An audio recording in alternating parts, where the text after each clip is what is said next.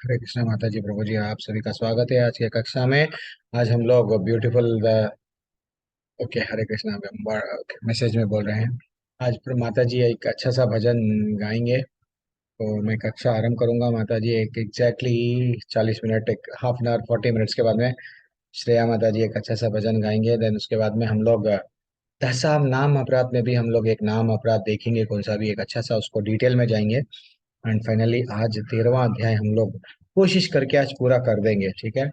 थोड़ा जल्दी करेंगे, उसमें ज्यादा अपने को समय नहीं बिताना है, लेकिन फिर भी कोशिश करेंगे, पूरा कोशिश करेंगे आज कंप्लीट करने की। आज का अध्याय प्रेयर्स के साथ में हम लोग आरंभ करेंगे। कोई आप में से पढ़ना चाह रहे हैं मंगलाचरण? मैं स्क्रीन डिस्प्ले कर रहा हूँ, आपको दिख रहा है। कोई भी पढ़ने के लिए सज्ज? यस, कोई रेडी है क्या? जस्ट हैंड रेज करना। कोई भी नहीं है? ठीक है। पूनम माता जी ने हैंड रेज किया। हाँ माता जी, जो जो यहाँ पे दिख रहा है वही पढ़िए माता जी, ठीक है। सब लोग दर्शन कर लो। हरे कृष्ण प्रभु जी। हरे कृष्ण माता जी।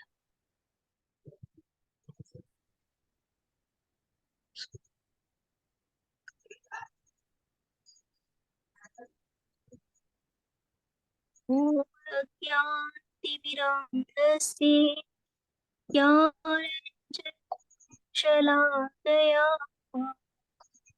चक्षुरुन्मीलितं तस्मै गुरुवे नमः। श्रीचैतन्ये मनोभीष्टं स्थापितं येन भूतले स्वयं रूपः कदाम्यहम् ददाति स्वपदान्तिकम्। वन्देऽहं श्रीगुरो श्रीयुतपदकमलम् श्रीगुरो वैष्णवांश्च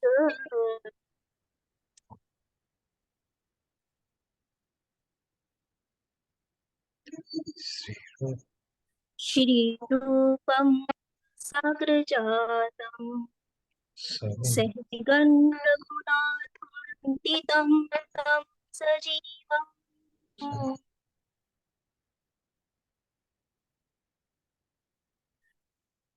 साधुवेदं सवभूतं सहितः कृष्ण चैतन्य देवा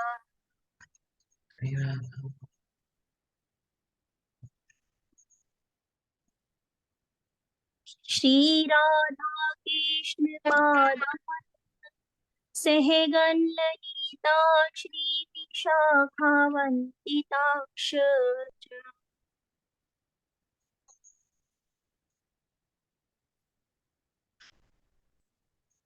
हे कृष्ण करुणा सिंधु दीनबंधु जगतपते गोपेश गोपिका कांत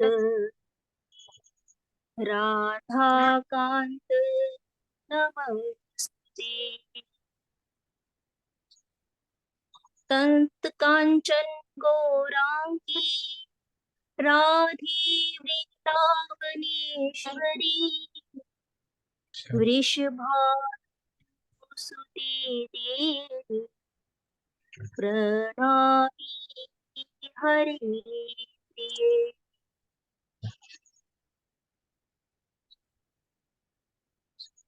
वाञ्छाकल्पतरुभ्यश्च कृपा सिन्धुभ्येव च पतितानां पावनभ्यो वैष्णवेभ्यो नमः।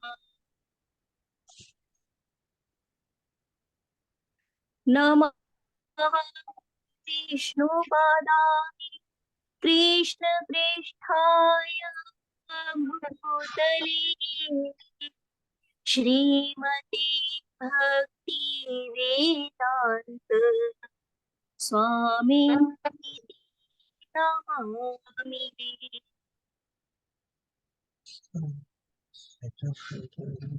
नमस्ते सरस्वती देवी गौरवाणी प्रचारिणी निर्विशेष शून्यवादी पाश्चात्य देश तारिणी। Recording in progress. जय श्री कृष्ण चैतन्य प्रभु नित्यानंद श्री अद्वैत गदाधर श्रीवासवादि गौर भक्तवत्स।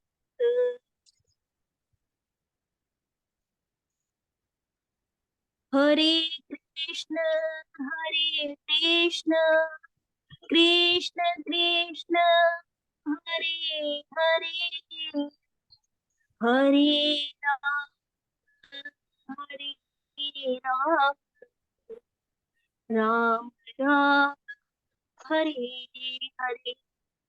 हरे कृष्ण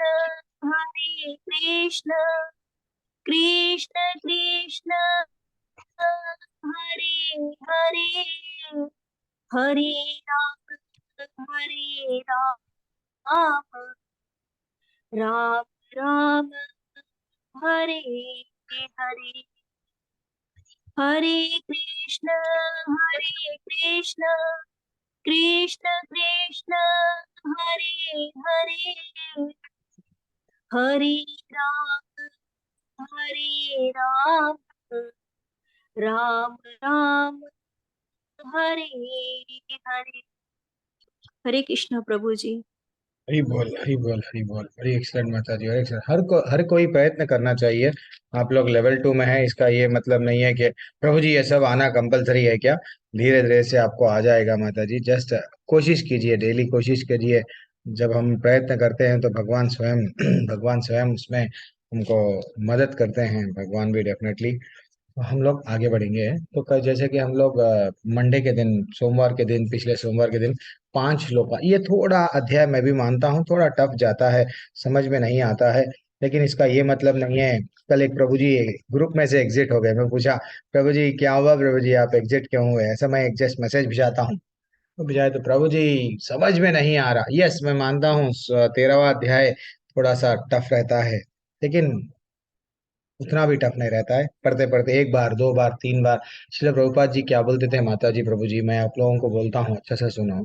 श्रील प्रभुपाद जी क्या बोलते थे, ये जो ये जो भगवत गीता है, एक बार में नहीं समझ में आएगी, दो बार में भी नहीं समझ में आएगी। कम से कम कुछ अगर समझना है तो 6 बार कंप्लीट पढ़ना है। तो हम लोग लेवल 2 पहली बार 700 श्लोक का एक ही दम, अरे नहीं समझ में आया, वो ग्रुप में से एग्जिट। हाँ, तो मेरे को डर लगता है। 12 अध्याय तक तो चलो अलग था, लेकिन ये ज्ञान का है ना, यहाँ पे हमको थोड़ा सा ऐसा लगता है, ये फिलॉसफी लगता है। तो इसलिए ही हम लोग को सो बहुत बार बार बोलता हूँ। चलो, आज का अध्याय 5 श्लोक ऑलरेडी हो गए, थोड़ा सा रिवीजन कर देता हूँ। जल्दी जल्दी हम लोग ये अध्याय को कंप्लीट करना है। तो जैसे कि हम लोग को मालूम है, ये अध्याय में हम लोग भगवत गीता 5 विषय पे बोला गया। तो एक तो वो भी हम लोग कवर कर लिए, 5 विषय क्या थे। और वो जैसे कि ईश्वर, कर्म, काल, ऐसा अलग अलग कोई भी अगर हमको पूछे, प्रभु जी हमको भगवत गीता क्यों बोला गया, बोलिए। देन फाइनली हम लोग ये बोलना है कि हम लोग क्या क्या सीखे भगवत गीता में। ईश्वर। हाँ श्रेया माता जी, आप क्यों हैंड रेस करें?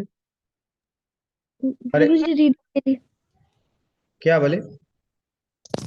वो रीडिंग के लिए हाँ तात्पर्य। हाँ हाँ, अच्छा अच्छा, ठीक ठीक ठीक ठीक है। आज देखेंगे, आज उतने ज्यादा हम लोग तात्पर्य नहीं पढ़ेंगे, थोड़ा सा जल्दी जाएंगे। तो वैसे ही हम लोग जीव, प्रकृति, काल, कर्म, ये 5 टॉपिक पे बारे में हमको बताया गया पूरी भगवत गीता में। कोई भी अगर हमको पूछे भगवत गीता में क्या सीखे, ये 5 टॉपिक्स को हम लोग कवर करें भगवान। तो अब हम लोग ये 13वें अध्याय से क्या देख रहे हैं? प्रकृति। काल कौन है मालूम हो गया, कर्म क्या है मालूम हो गया।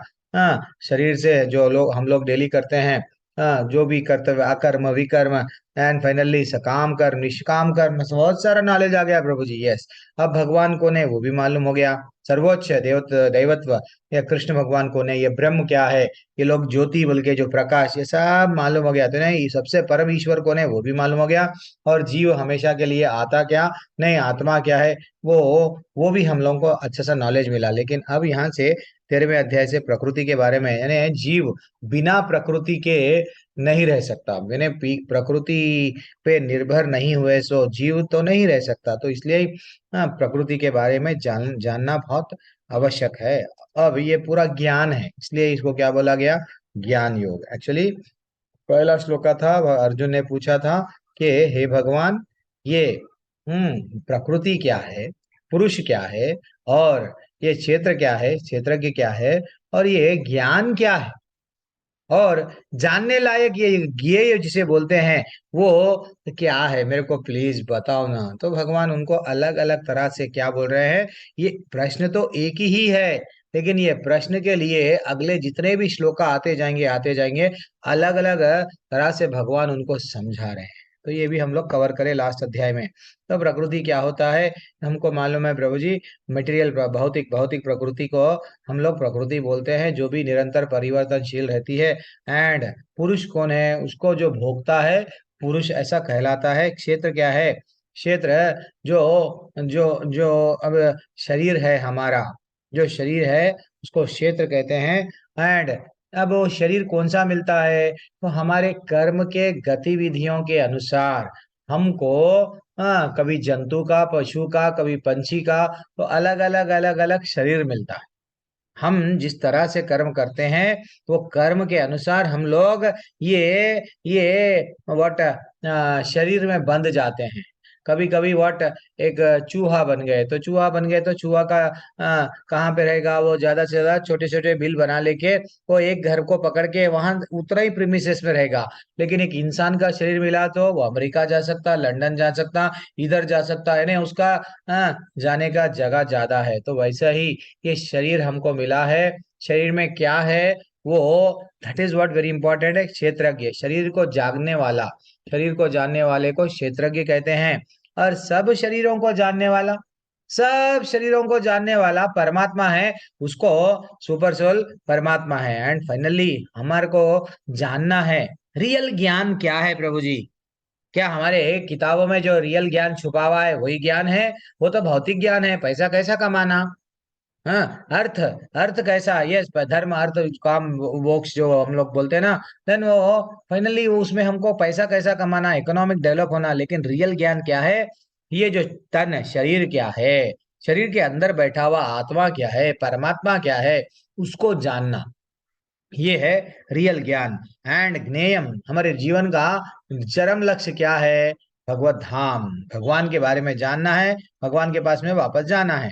अब तीसरे श्लोका में ये बताया गया कि क्षेत्र ज्ञानम चापी माम, चापी माम, चा को थोड़ा सा बड़ा करो, क्यों, सर्व क्षेत्रेषु भारता, वो बोलने लगे भगवान आपको समझना चाहिए कि मैं यानी कृष्ण भगवान उनको बोल रहे हैं, मैं भी सभी शरीरों का ज्ञाता हूँ।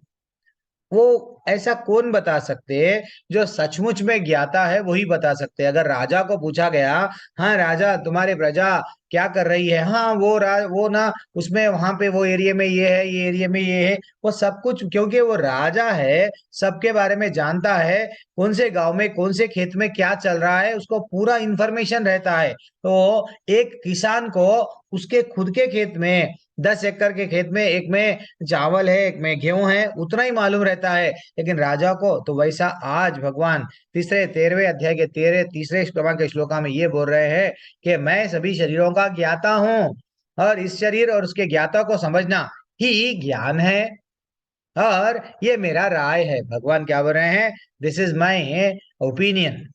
अब आगे बढ़ेंगे।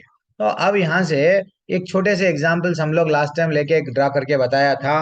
क्या है कि जैसा एक किसान, किसान को खुद का वट जो खेती रहता है, खेत रहता है, उसके बारे में मालूम रहता है। मेरे ये खेत में इतने सौ के खेत में ये बनाया हूँ, इसमें गन्ना है, इसमें चावल है, धान है, इसमें गेहूं है, ऐसा मालूम रहता है, लेकिन राजा को पूरा। अब अपने को कौन सा खेत कैसा मिलता, वो किस पे डिपेंड है, किसका खेत कितना बड़ा रहता या खेत छोटा रहता, वो अपने अपने कर्मों के हिसाब से ये जो तन है, शरीर है, वो मिलता। ये हो गया। और एक एंड फाइनली आचार्य हमको श्रील प्रभुपाद एक एग्जाम्पल दिए थे। क्या है वो? जैसा गिद्ध। गिद्ध क्या करता है? गिद्ध क्या करता है, एक पेड़ पे है, बैठ बैठ के पंछी वो जो भी है उसको पेड़ के फल को ही खाता है। लेकिन वही एक जो स्वैन बोलते हैं इसको, स्वैन को हिंदी में बहुला क्या तो बोलते ना माता जी प्रभु जी, जो एग्जैक्ट हंस हंस बोलते हैं। हंस, हाँ हंस। हंस क्या करता है वो? नेचर कहीं और पहाड़ों में अच्छा सा अकेला बैठता है, बैठ के आनंद लेता है सब चीज का। That is what. तो ये भगवान को अपने आप वहां पे तात्पर्य में ऐसा बताया गया कि जैसा भगवान सब के बारे में जानते हैं। हाँ, परमात्मा है वो, हर एक के गतिविधियां क्या चल रहा है क्या नहीं चल रहा है वो भगवान जानते हैं, ऐसा बताया गया माता जी प्रभु जी। अब चौथा चौथा भगवान क्या बता रहे हैं? तत् क्षेत्रम यच्च यदृक्च यद विकारी ततश्च यद। थोड़ा यहाँ पे भगवान क्या बता रहे हैं? अब मैं तुमसे सब कुछ डिटेल में बोलूंगा। क्या क्या डिटेल में बोलेंगे? कर्म क्षेत्र क्या है, इसका इसमें क्या परिवर्तन होता है, वो कहाँ पे बताया गया? 13वें अध्याय में ही 7वें और 20वें क्रमांक के श्लोका में बताया गया। अलग अलग ऐसा भगवान क्या करे, आगे जाके मैं डिटेल में बोलूंगा, और वो श्लोका भी मैं यहाँ पे लिख दिया। यह किस प्रकार बना हुआ है, ये जो कर्म क्षेत्र है, हाँ, वो किस प्रकार बना हुआ है, ये कैसे उत्पन्न होता है, वो भी मैं तुमको बताऊंगा डिटेल में, देखते जाओ। और इस कर्म कर्म क्षेत्र को जानने वाला कौन है, वो भी मैं बताऊंगा। और उसका प्रभाव क्या है, जो भी आपका आप जो कर्म कर रहे हैं उसका आप पे कुछ प्रभाव है क्या। एंड अल्टीमेटली भगवान क्या बताते हैं? भगवत धाम का रास्ता। वो तो फाइनल फाइनल जो भी अध्याय है, अध्याय के एंड में वही रहता है कि आपको कहाँ पे जाना है। अब और ये पूरा अध्याय कौन बोल रहे हैं, ये पूरी भगवत गीता कौन बोल रहे हैं? शिष्यास्ते हम शादिमाम त्वाम प्रपन्नम। अर्जुन ने बोला कार्पण्य दोषो वहता स्वभावा। तो जैसे ही भगवान क्या बन गए? गुरु। तो अब भगवान भी स्वयं बोल रहे हैं ये श्लोका में। क्या बोल रहे हैं? देखो, आपको अगर ज्ञान प्राप्त होना है तो आप क्या करना पड़ता? साधु शास्त्रों से ही आपको ज्ञान मिलेगा। कहाँ पे बोले? यहाँ पे ऋषि भीर, हाँ, बहुधा गीतम छंदोभिर विविधई पृथक ब्रह्म सूत्र। वहां पे बोला गया कि विभिन्न वैदिक ग्रंथों में, अंडरलाइन कर लो, ग्रंथों यानी शास्त्रों में, हाँ, विभिन्न ऋषियां ने कार्यकलापों के क्षेत्र तथा उन कार्यकलापों के ज्ञाता को ज्ञान का वर्णन किया। तो यानी ये ज्ञान कैसा मिलता हमको? भगवान के बारे में, भगवान के गतिविधियों के बारे में। भगवान एक्चुअली ये भगवान की एनर्जी, भगवान की शक्ति क्या है, भगवान को कैसा समझ सकते हैं हम, ये रियल ज्ञान, हम शरीर नहीं है आत्मा है, तो ये रियल ज्ञान गुरु के माध्यम से और ऋषियां यानी साधु के माध्यम से और शास्त्र के माध्यम से मिलता। यहाँ पे तन्मय प्रभु पढ़ रहे थे ये लास्ट टाइम, तो यहाँ पे वो बोल रहे थे कि ये पंच ब्रह्म पुंज बल्कि कहा गया। पहले पहले भगवान की शक्ति, पहले पहले हमको कैसा दिखती भगवान की एनर्जी, भगवान का जो शक्ति है वो हम लोगों को पहले क्या क्या बताया गया? अन्नमय के रूप में प्रकट होती है, बाद में अन्नमय से प्राणमय में बढ़ती है, प्राण कैसा जा रहा, प्राण कैसा आ रहा, देन फाइनली वो क्या होता है? विकसित होके ज्ञानमय में आता है। एंड जब हम लोग सोचने लगते हैं, अच्छा, हाँ, फील करने लगते हैं, देन फाइनली हम लोगों को अच्छा ब्रह्म भी एक है, ब्रह्म तक मेरे को पहुंचना है, लेकिन ब्रह्म के आगे भी कोई है क्या? वो है रियल आनंदमय, वो आनंदमय। तो ये है, यहाँ तक हम लोग थोड़ा सा देख लिए थे माता जी प्रभु जी। अब हम लोग रियल अध्याय में आज जा रहे हैं, जो लोग मिस हो गए थे उन लोगों के लिए थोड़ा सा। एंड लेकिन दूसरा टॉपिक तो हम लोग नहीं लेंगे जो हम लोग ले रहे थे। अब यहाँ पे क्या बताया गया? भूतानि अहंकारो बुद्धिर अव्यक्तम एव च इंद्रियानि द। यहाँ पे क्या बताया गया कि पंच महाभूत अहंकार बुद्धि अव्यक्त तीनों गुणों की अप्रकट अवस्था, यानी बुद्धि अव्यक्त वो बताए, दसों इंद्रियां तथा मन पांच इंद्रिय, विषय इच्छा द्वेष सुख दुख संगत जीवन के लक्षण तथा धैर्य, इन सब को संक्षेप में कर्म का क्षेत्र तथा उसकी अंत क्रिया कहा जाता है। एक्चुअली ऐसा यहाँ पे थोड़ा सा वर्णन किया किया गया है। अब श्रेया माता जी पढ़िए, ये थोड़ा सा पढ़ेंगे हम लोग। पढ़िए माता जी, इसका तात्पर्य पढ़िए। तात्पर्य शिल प्रभुपाद जी के द्वारा शिल प्रभुपाद जी की जय। महर्षियों, वैदिक सूत्रों तथा वेदांत सूत्रों के प्रामाणिक कथनों के आधार पर इस संसार के अवयवों को इस प्रकार समझा जा सकता है। पहले तो पृथ्वी, जल, अग्नि, वायु तथा आकाश, ये 5 महाभूत हैं। फिर अहंकार, बुद्धि तथा तीनों गुणों से अव्यक्त अवस्था आती है। इसके पश्चात 5 ज्ञानेंद्रियां हैं, नेत्र, कान, नाक, जीभ तथा त्वचा। फिर 5 कर्मेंद्रियां, वाणी, पाँव, हाथ, गुदा तथा लिंग है। तब इन इंद्रियों के ऊपर मन होता है, जो भीतर रहने के कारण अंतर इंद्रिय कहा जा सकता है। इस प्रकार मन समेत कुल 11 इंद्रियां होती हैं। फिर इन इंद्रियों के विषय 5, गंध, स्वाद, रूप, स्पर्श तथा ध्वनि। इस तरह से 24 तत्वों का समूह कार्य क्षेत्र कहलाता है। यदि कोई इन 24 विषयों का विश्लेषण करे तो उसे कार्य क्षेत्र समझ में आ जाएगा। फिर इच्छा, द्वेष, सुख तथा दुख नामक अंतःक्रियाएं विकार हैं, जो स्थूल देह में 5 महाभूतों की अभिव्यक्तियां हैं। चेतना तथा धैर्य द्वारा प्रदर्शित जीवन के लक्षण सूक्ष्म शरीर अर्थात मन, अहंकार तथा बुद्धि का प्राकट्य है। वे सूक्ष्म तत्व भी कर्म क्षेत्र में सम्मिलित रहते हैं। पंच महाभूत अहंकार की स्थूल अभिव्यक्ति है, जो अहंकार की मूल अवस्था को ही प्रदर्शित करती है, जिसे भौतिकवादी बोध या तामस बुद्धि कहा जाता है। और आगे प्रकृति के तीनों गुणों के अप्रकट अवस्था की सूचक है। प्रकृति के अव्यक्त गुणों को प्रधान कहा गया है। जो व्यक्ति इन 24 तत्वों को उनके विकार समेत जानना चाहता है, उसे विस्तार से दर्शन का अध्ययन करना चाहिए। भगवत गीता के केवल सारांश दिया गया है। इन शरीर के इन समस्त तत्वों की अभिव्यक्ति है। शरीर में 6 प्रकार के परिवर्तन होते हैं। यह उत्पन्न होता है, बढ़ता है, टिकता है, संतान उत्पन्न करता है और तब यह क्षीण हो जाता है और अंत में समाप्त हो जाता है। तो क्षेत्र अस्थायी भौतिक वस्तु है, लेकिन क्षेत्र का ज्ञाता, क्षेत्रज्ञ इससे भिन्न रहता है। हरे ओके, कृष्ण। तो यहाँ पे हरि हरि बोल, हरि बोल। तो यहाँ पे ऐसा बताया गया, थोड़ा सा हम लोग जानेंगे। ये बहुत उतना तो टफ नहीं है। ऑलरेडी हम लोग सांख्य योग में भी देख लिए कि हमारे शरीर 24 तत्वों से बना हुआ है। हाँ प्रभु जी, हम लोग तो देख लिए, ये ऑलरेडी हमको मालूम है। सांख्य योग में हम लोग देख लिए, शरीर आत्मा अलग है। हाँ हाँ, ये शरीर जैसा यहाँ पे जो जो डिटेल में बताया गया, यहाँ पे भी मैं स्लाइड बनाया था, लेकिन उसकी आवश्यकता तो नहीं है कि अलग अलग जो हमारे पास में, हाँ, अलग अलग जो हम लोग बोलते हैं 24 तत्व है, वो तो कई बार हो गया रिपीट। यहाँ पे भी वही बोल रहे हैं। पृथ्वी, पहले तो पृथ्वी, जल, अग्नि, वायु, आकाश, ये 5 महाभूत है। वैसे ही अलग अलग है। ये 24 तत्वों से जो जान लेता है अपने शरीर को, दैट इज व्हाट वो बोल रहे हैं। यहाँ पे क्या बोल रहे हैं? यदि कोई इन 24 तत्वों विषयों को विश्लेषण करे तो उसे कार्यक्षेत्र समझ में आ जाएगा। एंड फाइनली, और बारीकियों में जा रही, लेकिन हम लोगों को इतना डिटेल में जाना नहीं है।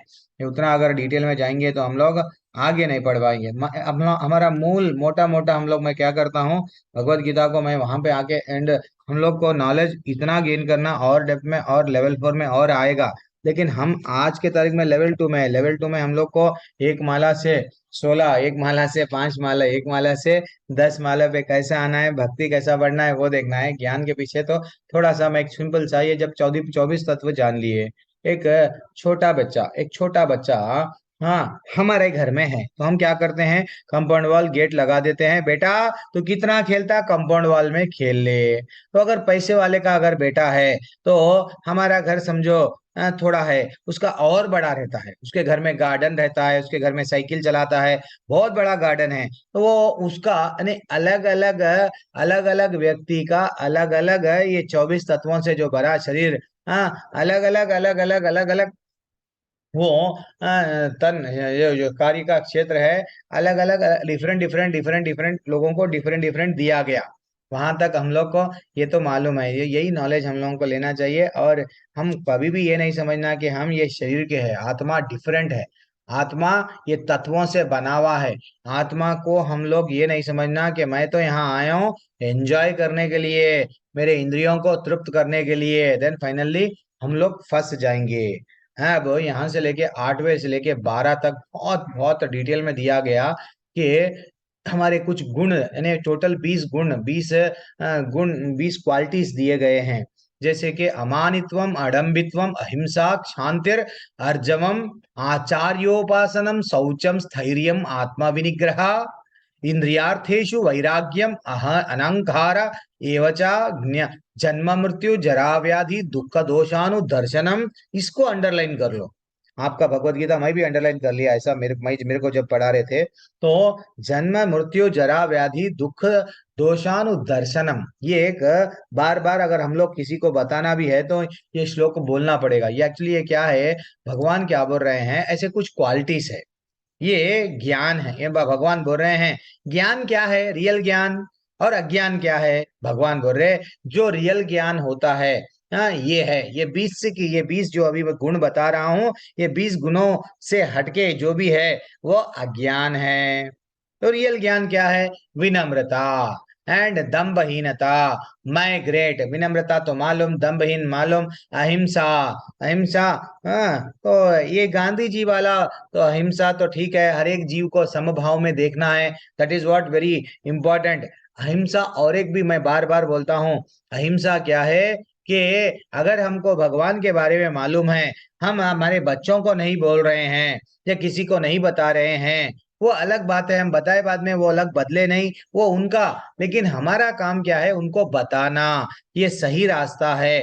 तुम ये यहाँ पे एक कष्ट भौतिक दुनिया में है, ये यहाँ पे तुमको सुख नहीं मिलेगा, भगवत धाम वापस जाओ। ये वो जो भूल गए ना रिलेशनशिप भगवान से, इसलिए वो लोग तकलीफ में हैं। तो उनको ये रियल ज्ञान देना, अगर हम लोग उन लोगों को दे रहे हैं तो उनके ऊपर अहिंसा कर रहे हैं, नहीं तो उनको ज्ञान नहीं दे रहे हैं, हमको ये ज्ञान है, देन उन लोगों पे हम हिंसा कर रहे हैं। एंड सहिष्णुता, सहिष्णुता तो टॉलरेंस पावर, ये पूरा माता जी प्रभु जी आप टेंशन मत लो।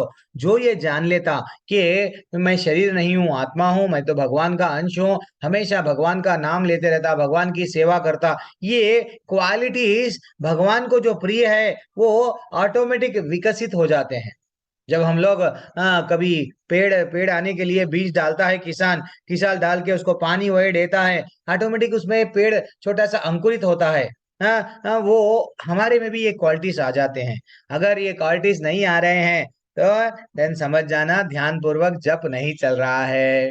हम लोग जितना मंत्र पढ़ते हैं उतना हमारे को, अगर समझो मैं पत्नी हूँ, हाँ मेरे पत्नी कभी भी मेरे को डांटता था तो मेरे को रोना आता था, मैं उससे लड़ती थी, मैं कुछ करती थी, देन फाइनली ये सहिष्णुता जब आ जाता ना, ओके, हाँ बोल बोल के पुकार लेगा, जाने दो छोड़ो, देन फाइनली मेरे को करना क्या है, पतली गली से निकलना है। ये टॉलरेंस पावर बढ़ जाता है, बर्दाश्त करने की शक्ति।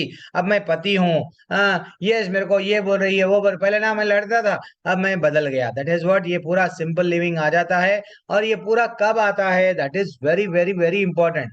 कब आता है, हम वैष्णव के संग में, और गुरु आचार्योपासनम बल्कि श्लोका में था, मैं नहीं बोल रहा हूँ, श्लोका में स्वयं था। देखो आपको मैं फिर से बताता हूँ कहाँ पे बताया गया, सेकंड लाइन में, ऊपर से सेकंड लाइन में क्या है, आचार्योपासनम, यानी आचार्य के पास में जाना। स्वयं भगवान भगवत गीता में बोले आपको आपके जीवन में आपको ज्ञान प्राप्त करना है तो आप क्या करो, गुरु के शरण में जाओ।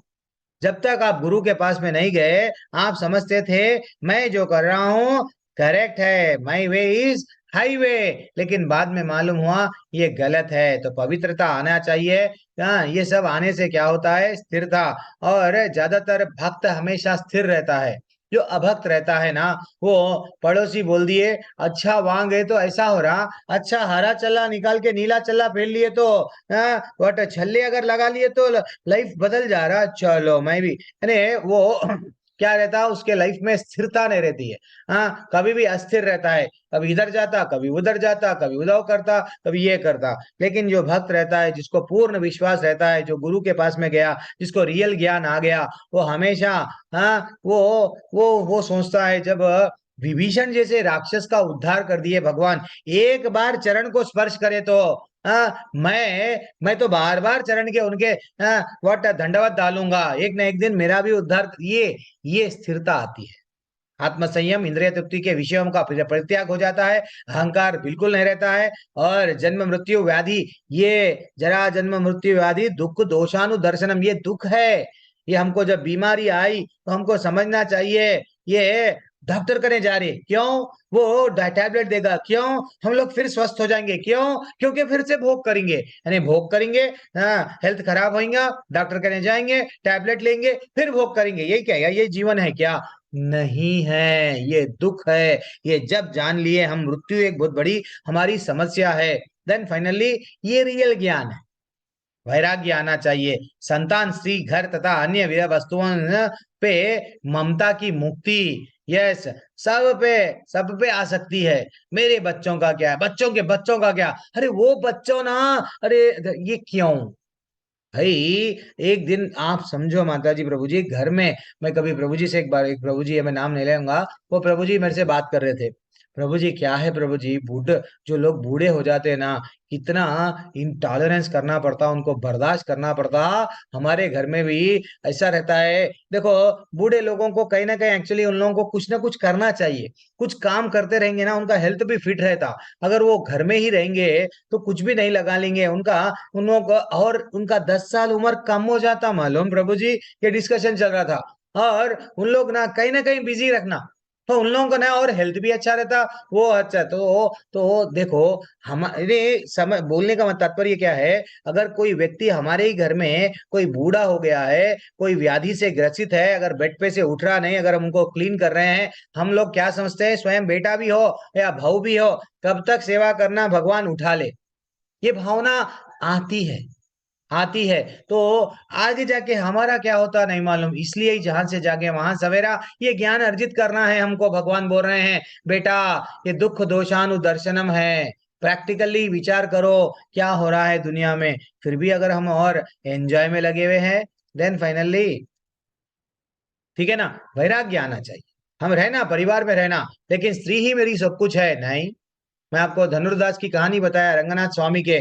जब धनुर्दास पुरी उसके स्त्री के प्रति इतना मोहित था कि क्या नाम है, वो जो स्त्री के, अपनी पत्नी के आंखों में इतना अच्छा सा वट, आंखों को देख के मेरी पत्नी इतनी ब्यूटीफुल है, इतनी ब्यूटीफुल है, वो इतना अच्छा सा सेट था। तो जैसे ही रंगनाथ स्वामी के मंदिर में जब उनको बुलाया गया, आप आइए एक बार, तो एक बार आके भगवान के दर्शन कर लो। जैसे ही वो भगवान के दर्शन करने की जरिए वो चकित, अरे मेरी पत्नी से तो हजारों गुना भगवान के नेत्र, भगवान का सूरत, भगवान इतने इतना ब्यूटीफुल है क्या?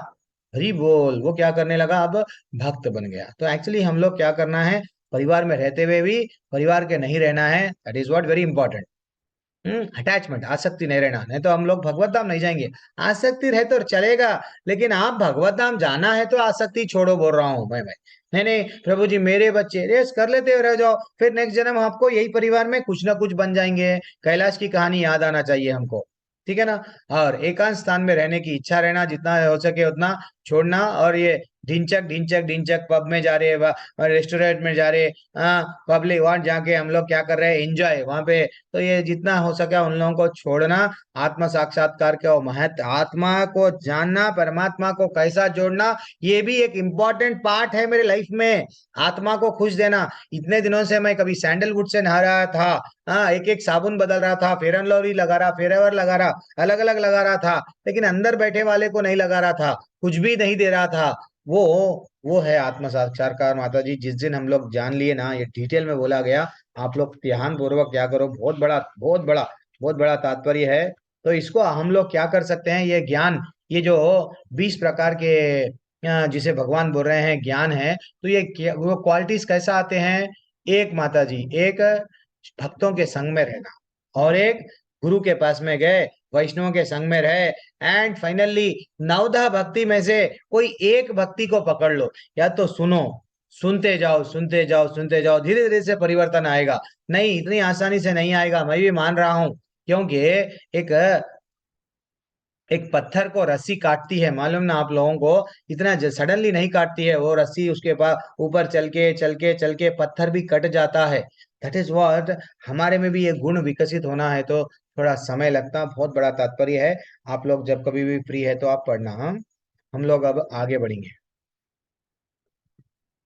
ये टैबलेट फॉर्म में दिया गया आपको, लेवल 1 में ये पीपीटी आप लोगों को दिया गया था।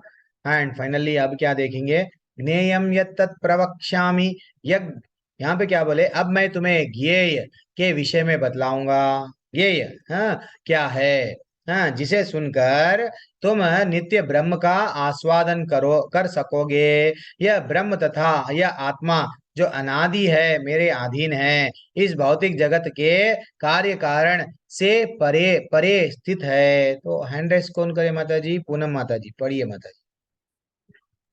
हरे कृष्ण प्रभु जी। हरे कृष्ण मैया, पढ़िए। अब मैं तुम्हें नील विषय में बताऊंगा, जिसे जानकर तुम नित्य ब्रह्म का आस्वादन कर सकोगे। यह ब्रह्म या आत्मा जो अनादि है और मेरे अधीन है, इस भौतिक जगत के कार्य कारण से परे स्थित है। तात्पर्य शील प्रभुपाद जी की जय। तात्पर्य शील प्रभुपाद जी के द्वारा भगवान ने क्षेत्र तथा क्षेत्रज्ञ की व्याख्या की। उन्होंने क्षेत्रज्ञ को जानने की विधि की भी व्याख्या की। अब वे ज्ञेय के विषय में बता रहे हैं, पहले आत्मा के विषय में, फिर परमात्मा के विषय में। ज्ञाता अर्थात आत्मा और परमात्मा दोनों ही के ज्ञान से मनुष्य जीवन अमृत का आस्वादन कर सकता है। जैसा कि द्वितीय अध्याय में कहा गया है कि जीव नित्य है, इसकी भी यहाँ पुष्टि हुई है। जीव के उत्पन्न होने की कोई निश्चित तिथि नहीं है, ना ही कोई परमेश्वर से जीवात्मा के प्राकट्य का इतिहास बता सकता है। अतः एव वह अनादि है। इसकी पुष्टि वैदिक साहित्य से होती है। ना जायते म्रियते वा विषयन्ति है। कठोपनिषद 9.9.98 में कहा गया है, शरीर का ज्ञाता ना तो कभी उत्पन्न होता है और ना मरता है, वह ज्ञान से पूर्ण होता है। वैदिक साहित्य में श्वेताक्षर तर उपनिषद 6.96 में भी कहा गया है कि परमेश्वर को परमात्मा रूप में प्रधान क्षेत्रज्ञ प्रति गुरुनेशः, शरीर का मुख्य ज्ञाता तथा प्रकृति के गुणों का स्वामी कहा गया है। स्मृति वचन है कि दास भूतो हरेव नायस्य वेव कदाचन। जीवात्माएं सदा भगवान की सेवा में लगी रहती है। इसकी पुष्टि भगवान चैतन्य के अपने उपदेशों में भी की गई है। अतः इस श्लोक में ब्रह्म का जो वर्णन है वह आत्मा का है, और जब ब्रह्म शब्द जीवात्मा के लिए व्यक्त होता है तो यह समझना चाहिए कि वह आनंद ब्रह्म न होकर विज्ञान ब्रह्म है। आनंद ब्रह्म ही पर ब्रह्म भगवान है। हरे कृष्ण प्रभु जी। ओके माता जी, यहाँ पे थोड़ा सा हम लोग इतना ही जाएंगे, ज्यादा डीप में डेप्थ में नहीं जाएंगे। हम लोग फाइनली हमारा क्या है, भगवान ने क्षेत्र तथा क्षेत्रज्ञ की व्याख्या की, इसके पहले ये भी हम लोग को मालूम हो गया। अब ये यानी जानने लायक क्या है, रियली हमारे जीवन में जानने लायक विषय वो बता रहे हैं। इसलिए प्रभुपाद जी आचार्य हमको बोल रहे हैं, पहले आत्मा के विषय में, फिर परमात्मा के विषय में। एंड ज्ञाता का अर्थात है आत्मा तथा परमात्मा दोनों ही के ज्ञान से मनुष्य जीवन का जीवन अमृत का आस्वादन कर सकता है। That is what very important है। हमारा जीवन ऐसे ही हम लोग बिताने का लिए नहीं है। हाँ, हम लोग हमारा जीवन क्यों, हाँ, ये जानने के लिए है। जैसे ही जैसा द्वितीय अध्याय में ऐसा बोला गया, अलग बहुत ये आत्मा, ये जो जीवात्मा है, कई दिनों बने कई कई बार से जन्म लेता जा रहा है, जब मृत्यु होते जा रहा है, ऐसे अलग अलग उपनिषदों में बोला गया, ऐसा डिटेल में अलग अलग दिया गया है। लेकिन हम लोग फाइनली हम लोग अब आगे बढ़ेंगे, यानी जीव ब्रह्म भी है, ऐसा यहाँ पे थोड़ा सा बताया गया। जीव ब्रह्म शब्द दोनों के लिए भी, यानी जीवात्मा के लिए भी व्यवहृत होता है। और तो समझना चाहिए कि ऐसा बताया गया, लेकिन कंफ्यूज मत हो, मैं ज्यादा नॉलेज के पीछे मैं नहीं बताऊं, ये वर्ड क्या है वो वर्ड क्या है, उसमें नहीं बैठना है। मूल हमको टारगेट भगवान कहाँ पे हिट कर रहे हैं, कि हम लोग को इतना ही जानना है, ज्ञाता अर्थात आत्मा तथा परमात्मा दोनों के ज्ञान से मनुष्य जीवनामृत का आस्वादन कर सकता है। दैट इज व्हाट हमको, जब भगवान के बारे में जब जानने की कोशिश करते हैं, जब आनंद ही आनंद आने लगे लगना चाहिए। एंड क्योंकि हमको भगवत धाम जाना है। अब वेरी एक्सलेंट, अब भगवान बोल रहे हैं, ये इतना अच्छा श्लोका दिखा मेरे को पूरे भगवत गीता में। भगवान भगवान को अगर हम कोई बोलते हैं कि एक दूसरे समाज वाले, दूसरे लोग बोलते हैं कि दूसरे धर्म वाले, भगवान के शरीर नहीं है, भगवान को हाथ नहीं है, भगवान निराकार है। अरे बेटा, ये श्लोका क्यों बोला गया फिर? भगवत गीता में स्वयं भगवान के मुख से ये श्लोका निकल रहा है, क्या बोल के, सर्वतः पानी पदमम पदम तत् सर्वतोक्षरी शरीरो मुखम सर्वतः श्रुतिमल्लोके सर्वम अवृत्य तिष्ठति। क्या बोला गया? अनेक हाथ है, हाँ, अनेक पैर, अनेक आंख, अनेक सिर, अनेक मुंह तथा अनेक कान सर्वत्र है भगवान के। कोई ऐसा जगह नहीं है जहां पे भगवान नहीं है, कोई अगर बोल रहा है तो। और इस प्रकार परमात्मा सभी वस्तुओं में व्याप्त होकर, हरि बोल, हरि बोल, भगवान हर जगह है। क्षीरोदक्षाई के रूप में भगवान हर जगह ही है। क्षीरोदक्षाई विष्णु जो है, ऐसा कोई जगह नहीं है जो भगवान नहीं है। भगवान तो हर जगह है।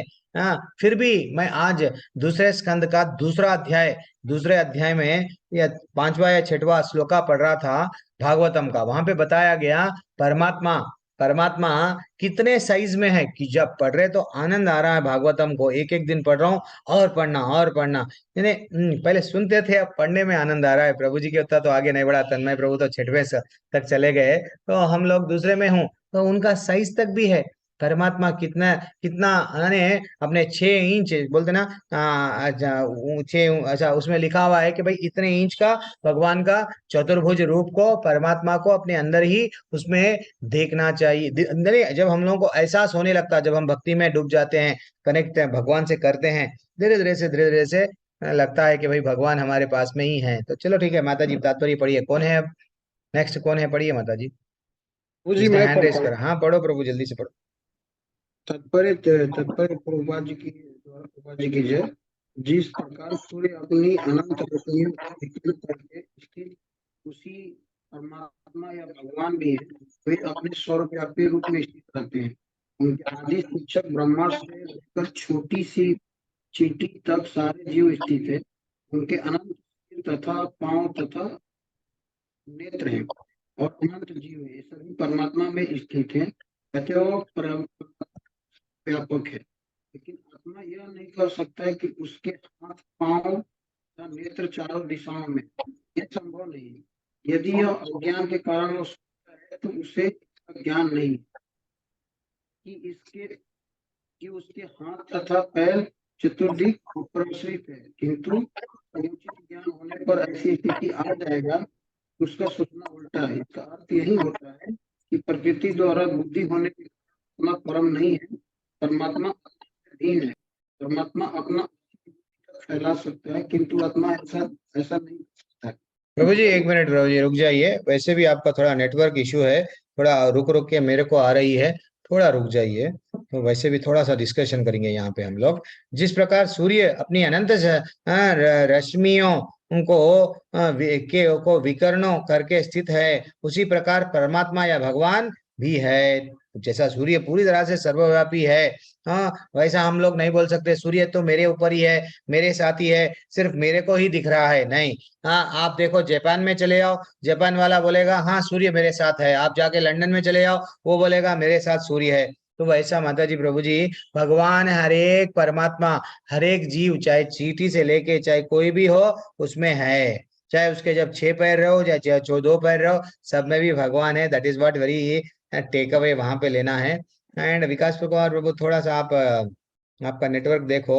एंड फाइनली यहाँ पे क्या बोला गया कि इसका अर्थ यह होता है कि यहाँ पे देखेंगे भगवत गीता में भगवान कहते हैं कि यदि कोई उन्हें पत्र पुष्प या जल अर्पित करे तो वो उसे स्वीकार करते हैं।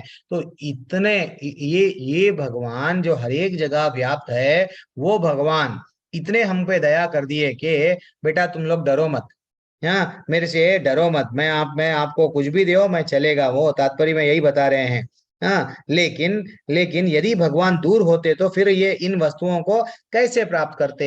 अगर भगवान बहुत दूर है तो ये वस्तुओं को कैसे प्राप्त करते? तो यही यही भगवान की सर्वशक्ति मता है। यद्यपि वे पृथ्वी से बहुत दूर अपने धाम में स्थित है, वो तो वैकुंठ में स्थित है, लेकिन तो भी वे किसी भी के भी द्वारा अर्पित किए वस्तु अपने हाथ फैलाकर ग्रहण कर सकते हैं। हरि बोल। इसलिए आपका पूजा का रूम नहीं है, स्वयं भगवान बैठे हुए हैं। जब अगर हम प्रसाद चढ़ा रहे हैं तो वो ग्रहण करते हैं। बिल्कुल ग्रहण कर, जब मात्र उन्होंने देखे तो भी वो प्रसाद अमृत बन जाता। तो हम लोग रिक्वेस्ट करते हैं आप लोगों से, आप प्रसाद चढ़ाओ और प्रसाद पाओ। हाँ, एंड यही उनकी शक्तिमता है। भगवान की शक्ति को कोई ये नहीं बोल सकता कि तुम ये कर ही नहीं सकते। कोई दूसरे समाज वाले बोलते हैं नहीं, तुम लोग मूर्ति में भगवान नहीं है, तो आप भगवान को आदेश दे रहे हो क्या, क्या कि आप ये काम नहीं कर सकते? अरे भगवान वो है, भगवान के लिए तो कोई काम नहीं कर सकता नहीं बोल सकते। भगवान की मर्जी, वो जलचर में प्राणी में बन जा सकते, वो पशु के योनि में आ सकते, वो पे किधर भी आ सकते भैया। Who are you to say that you can not do? और आप बोल रहे हैं आप भगवान, भगवान तो सिर्फ निराकार है, उनका कोई आकार नहीं है, तो आप उनको ऑर्डर दे रहे हैं, तो ये गलत है। ब्रह्म संहिता में भी बोला गया गोलोक एव, वहां पे बोला गया यद्यपि वे अपने दिव्य लोक में लीला रत रहते हैं फिर भी सर्वव्यापी है। यहाँ पे उतना ही टेक अवे लेंगे। थोड़ा विकास प्रभु या आगे पीछे हो थोड़ा रूम, अगर आप थोड़ा सा आप नेटवर्क, नेक्स्ट श्लोक आपको ही पढ़ना है फिर से। सर्वेन्द्रियाणि गुणभासं सर्वेन्द्रिया विवर्जितम् असक्तम सर्वभत् चैव निर्गुणान गुण भोक्ता। यहाँ पे क्या बताया गया? परमात्मा समस्त इंद्रियों के मूल स्तोत्र है, फिर भी वे इंद्रियों से रहित है। वे समस्त जीवों के पालन करता होकर भी अनासक्त है। वे प्रकृति के गुणों से परे है। ये तो इसमें हम लोगों को समझाने का तो उतना तो नहीं रहता है, ये तो बहुत इजी है, ठीक है ना। फिर भी भौतिक प्रकृति के समस्त गुणों के स्वामी हैं, भगवान तो सबसे परे है और परमात्मा सभी इंद्रियों के मूल स्रोत है। इसलिए ही हम लोग ना जो तात्पर्य पढ़ी कौन है अभी? एक मिनट, वो माता जी पढ़े बाद में आप पढ़ो प्रभु, फिर से आप एक बार कोशिश करो। नीलू माता जी, मेरा इंटरनेट स्लो है बल्कि बता रहा है, मेरी जी आवाज क्लियर आ रही है? प्रभु जी कट कट के आ रहा है। मेरा आवाज कट करके आ रहा है, वही तो मैं बोल रहा हूँ। मैं समझा आपका आवाज कट कर करके आया, तो मैं समझा एक मिनट है। नहीं प्रभु जी, नहीं प्रभु जी, आ रही है आवाज, प्रॉपर आ रही है प्रभु जी। अच्छा चलो ठीक है, ये बार अगर कब मेरे को अगर मेरी आवाज ठीक नहीं आई तो बोलना। नीलू माता जी तात्पर्य पढ़िए, माता जी पढ़िए। जी प्रभु जी। बाद में थोड़े छोटे छोटे तात्पर्य है पर डायरेक्ट पढ़ लेंगे। हमारा तात्पर्य, हम्म। यद्यपि परमेश्वर समस्त जीवों के समस्त इंद्रियों के स्रोत है, फिर भी जीवों की तरह उनके भौतिक इंद्रियां नहीं होती। वास्तव में जीवों में आध्यात्मिक इंद्रियां होती है, लेकिन बद्ध जीवन में वे भौतिक तत्वों से आच्छादित रहती हैं। अतएव इंद्रिय कार्यों का प्राकट्य पदार्थ द्वारा होता है। परमेश्वर की इंद्रियां इस तरह आच्छादित नहीं रहती, उनकी इंद्रियां दिव्य होती है, अतएव निर्गुण कहलाती है। गुण का अर्थ है भौतिक गुण, लेकिन उनकी इंद्रियां भौतिक आवरण से रहित होती हैं। यह समझ लेना चाहिए कि उनकी इंद्रियां हमारी इंद्रियों जैसी नहीं होती। यद्यपि वे हमारे समस्त इंद्रिय कार्यों के स्रोत हैं, लेकिन उनकी इंद्रियां दिव्य होती हैं, जो कर्म शरहित होती है। इसकी बड़ी ही सुंदर व्याख्या श्वेताश्वतर उपनिषद में 3.19 में अपांडी पादो जवनो ग्रहीता श्लोक में हुई है। भगवान के हाथ भौतिक कल्मशों से ग्रस्त नहीं होते, अतएव उन्हें जो कुछ अर्पित किया जाता है उसे वे अपने हाथों से ग्रहण करते हैं। बद्ध जीव तथा परमात्मा में यही अंतर है। उनके भौतिक नेत्र नहीं होते, फिर भी उनके नेत्र होते हैं, अन्यथा वे कैसे देख सकते? वे सब कुछ देखते हैं, भूत वर्तमान तथा भविष्य। वे जीवों के हृदय में वास करते हैं और वे जानते हैं कि भूतकाल में हमने क्या किया, अब क्या कर रहे हैं और भविष्य में क्या होने वाला है। इसकी पुष्टि भगवत गीता में हुई है। वे सब कुछ जानते हैं, किंतु उन्हें कोई नहीं जानता। कहा जाता है कि परमेश्वर के हमारे जैसे पांव नहीं हैं, लेकिन वे आकाश में विचरण कर सकते हैं, क्योंकि उनके आध्यात्मिक पांव होते हैं। दूसरे शब्दों में भगवान निराकार नहीं है, उनके अपने नेत्र, पांव, हाथ सभी कुछ होते हैं, और चूंकि हमें सभी परमेश्वर के अंश है, अतएव हमारे पास ये सारी वस्तुएं होती है, लेकिन उनके हाथ, पांव, नेत्र तथा अन्य इंद्रिया प्रकृति द्वारा कल्मशग्रस्त नहीं होती। भगवत गीता से भी पुष्टि होती है कि जब भगवान प्रकट होते हैं तो वे अपनी अंतरंगा शक्ति से यथा रूप में प्रकट होते हैं। वे भौतिक शक्ति द्वारा कल्मशग्रस्त नहीं होते, क्योंकि वे भौतिक शक्ति के भी स्वामी हैं। वैदिक साहित्य से हमें पता चलता है कि उनका सारा शरीर आध्यात्मिक है। उनका अपना नित्य स्वरूप होता है, जो सच्चिदानंद विग्रह है। वे समस्त ऐश्वर्य से पूर्ण हैं। वे सारी संपत्ति के स्वामी हैं और सारी शक्ति के स्वामी हैं। वे सर्वाधिक बुद्धिमान तथा ज्ञान से पूर्ण हैं। ये भगवान के कुछ लक्षण हैं। वे समस्त जीवों के पालक हैं और सारी गतिविधि के साक्षी हैं। जहाँ तक वैदिक साहित्य से समझा जा सकता है, परमेश्वर सदैव दिव्य है। यद्यपि हमें उनके हाथ, पांव, सिर, मुख नहीं दिखते, लेकिन वे होते हैं। और जब हम दिव्य पद तक ऊपर उठ जाते हैं, तो हमें भगवान के स्वरूप के दर्शन होते हैं। कल्मशग्रस्त इंद्रियों के कारण हम उनके स्वरूप को नहीं देख पाते। अतएव निर्विशेषवादी भगवान को नहीं समझ सकते, क्योंकि वे भौतिक दृष्टि से प्रभावित होते हैं। अरे हरे बोल, कितना ब्यूटीफुल पैराग्राफ पढ़े माता जी, ये कई लोगों की आंखें खोल देता। ये पैराग्राफ में कितना ब्यूटीफुल श्रील प्रभुपाद जी आचार्य हमारे लिए लिख रहे हैं, ऐसा तात्पर्य बता रहे हैं। इतना ब्यूटीफुल तात्पर्य दिखा, हाँ पढ़ते गए तो भी आनंद आ रहा था। तो यानी भगवान हमको यहाँ पे यहाँ बता रहे हैं, आचार्य बता रहे हैं, देखो निर्विशेषवादी कोई लोग रहते हैं, हाँ कोई और दूसरे धर्म वाले भी रहते हैं। भगवान जो है सो हाँ वट भगवान निराकार है, भगवान निराकार है, कोई विशेष फॉर्म नहीं है, ऐसा बोलते हैं। लेकिन वो बोल रहे हैं ठीक है भाई, अब भगवान का कोई आकार नहीं है, तो भगवान अगर आपको कुछ देना है तो कैसा दे के देगा? तो हाथ ही नहीं है ना भाई आपका भगवान। हाँ तो वो जब वो डाउट करेंगे, हाँ तो मेरे को देना है तो भगवान को हाथ चाहिए, अच्छा चांद दो। आप बुलाए तो भगवान आना ना आपके घर पे, तो भगवान करे पैर नहीं है तो कैसा आएगा? हाँ ये भी बात सही है। अरे भैया देन फाइनली आप कुछ उनको देना चाह रहे हैं तो वो खाना है, देन वो अरे हर चीज के लिए अगर वो उनको उनके दिव्य इंद्रिय, वो क्या बोल रहे हैं, हमारे वैसा इंद्रिय नहीं है उनके। उनका हर एक इंद्रिय अगर हम लोग भगवान का प्रसाद चढ़ाते हैं तो जस्ट मात्र देखने से ही हमारे आंखों से हमको देखते हैं, लेकिन वो अपने आंख से खाते हैं, अपने आंख से चलते हैं, अपने अरे हर चीज, हर एक इंद्रिय का काम कर सकता है, ये मैं बोलना चाह रहा हूँ। हाँ हाथ से भी अगर उनको देखना है देखेंगे, लेकिन हम हाथ से देख सकते क्या? नहीं देख सकते। तो वैसा यहाँ पे बोला गया, इतना ब्यूटीफुल है। लेकिन ये जो लास्ट लास्ट पैराग्राफ का 2 लाइन है ना, उसको अंडरलाइन कर लो माता जी प्रभु जी। हम लोग जब माला जप रहे हैं, किस लिए जपना? इसलिए जपना।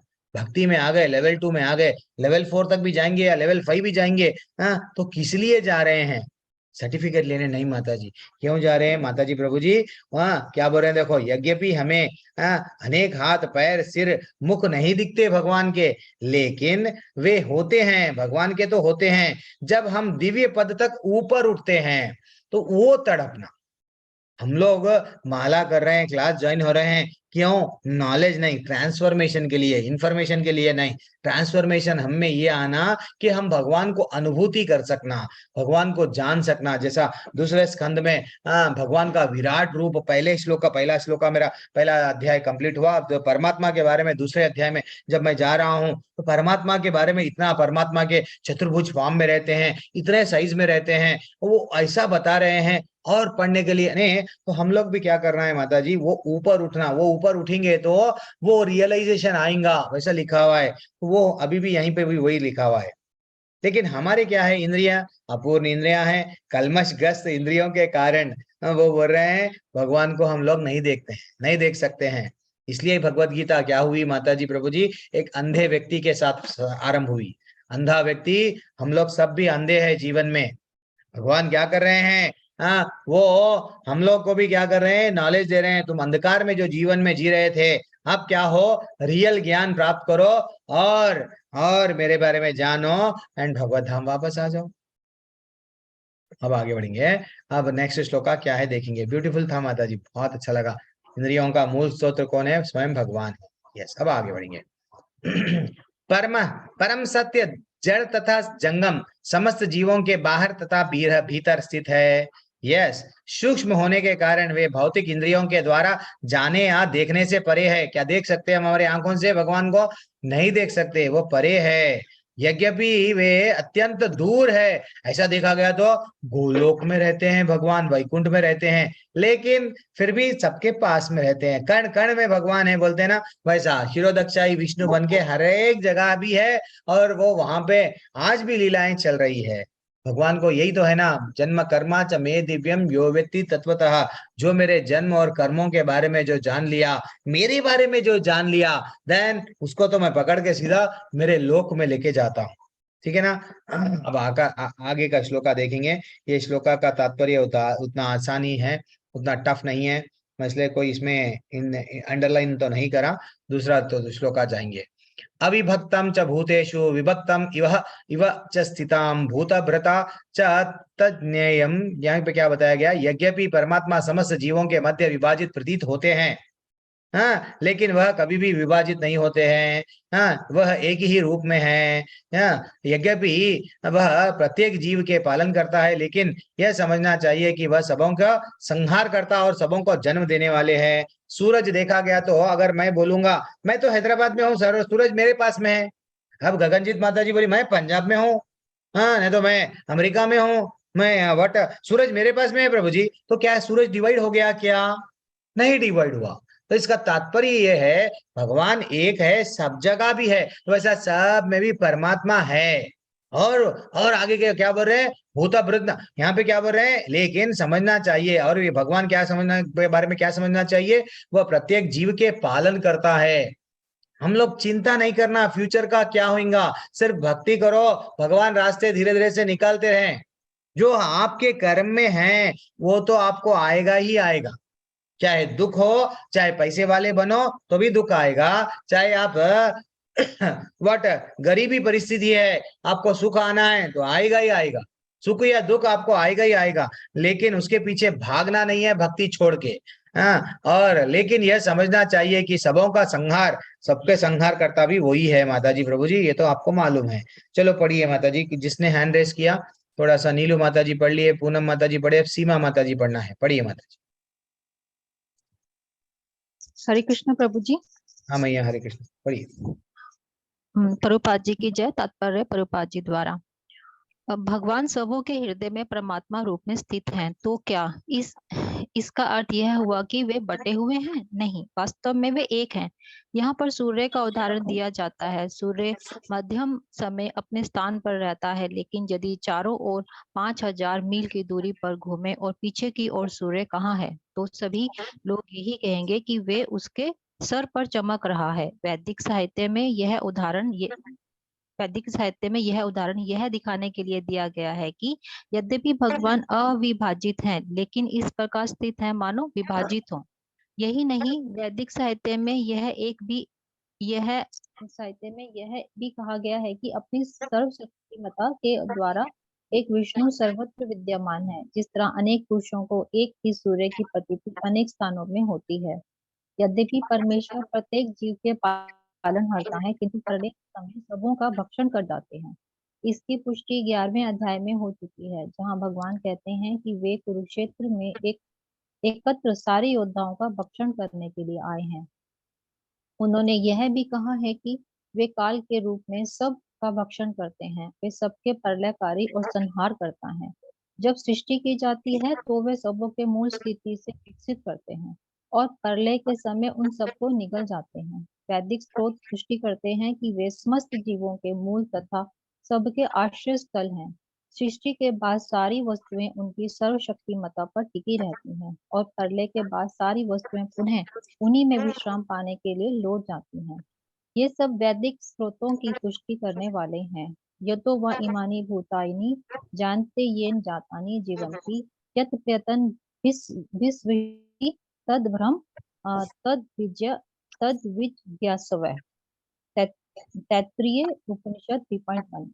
हरी बोल, हरी बोल, हरी बोल, बड़ी एक्सलेंट माता जी। मैं भी कभी मैं भी इतना फास्ट नहीं पढ़ सकता हूँ, बहुत अच्छा लगा आप इतना अच्छा पढ़ लिए। तो ऐसा देखा गया तो ये मालूम है प्रभु जी, 11वें अध्याय में भगवान जब अर्जुन देख रहे थे उनका विराट रूप, तो सब भगवान को पूछे अरे आप आए क्यों, तो वो बोले हाँ मैं काल हूँ, ये सबको विनाश करने आया हूँ, मैं यहाँ पे जो पापियां हैं इन लोगों को दंड देने आया हूँ, वो तो हमको बोले। लेकिन इम्पोर्टेंट टेक अवे क्या है, हमको यहाँ से एक चीज लेना है माता जी प्रभु जी, एक चीज जब भगवान के बारे में जान रहे हैं। आज एक मेरा छोटा एग्जाम्पल, प्रैक्टिकल एग्जाम्पल, मैं हमारा जो हैदराबाद में मेरे ख्याल से प्रेसिडेंट आए हुए हैं या आ रहे आए आए, तो आए हैं तो क्या हुआ, वो जो रास्ता है सुनसाम रहता था एकदम। कचरा डाल रहे, कोई माटी डाल रहे, वो डाल रहे, डीआरडीएल डीआर बीडीएल ऐसा क्या तो ही बोलते हैं यहाँ पे। तो वहां से हमारा जाना आना रहता है कोर्ट को।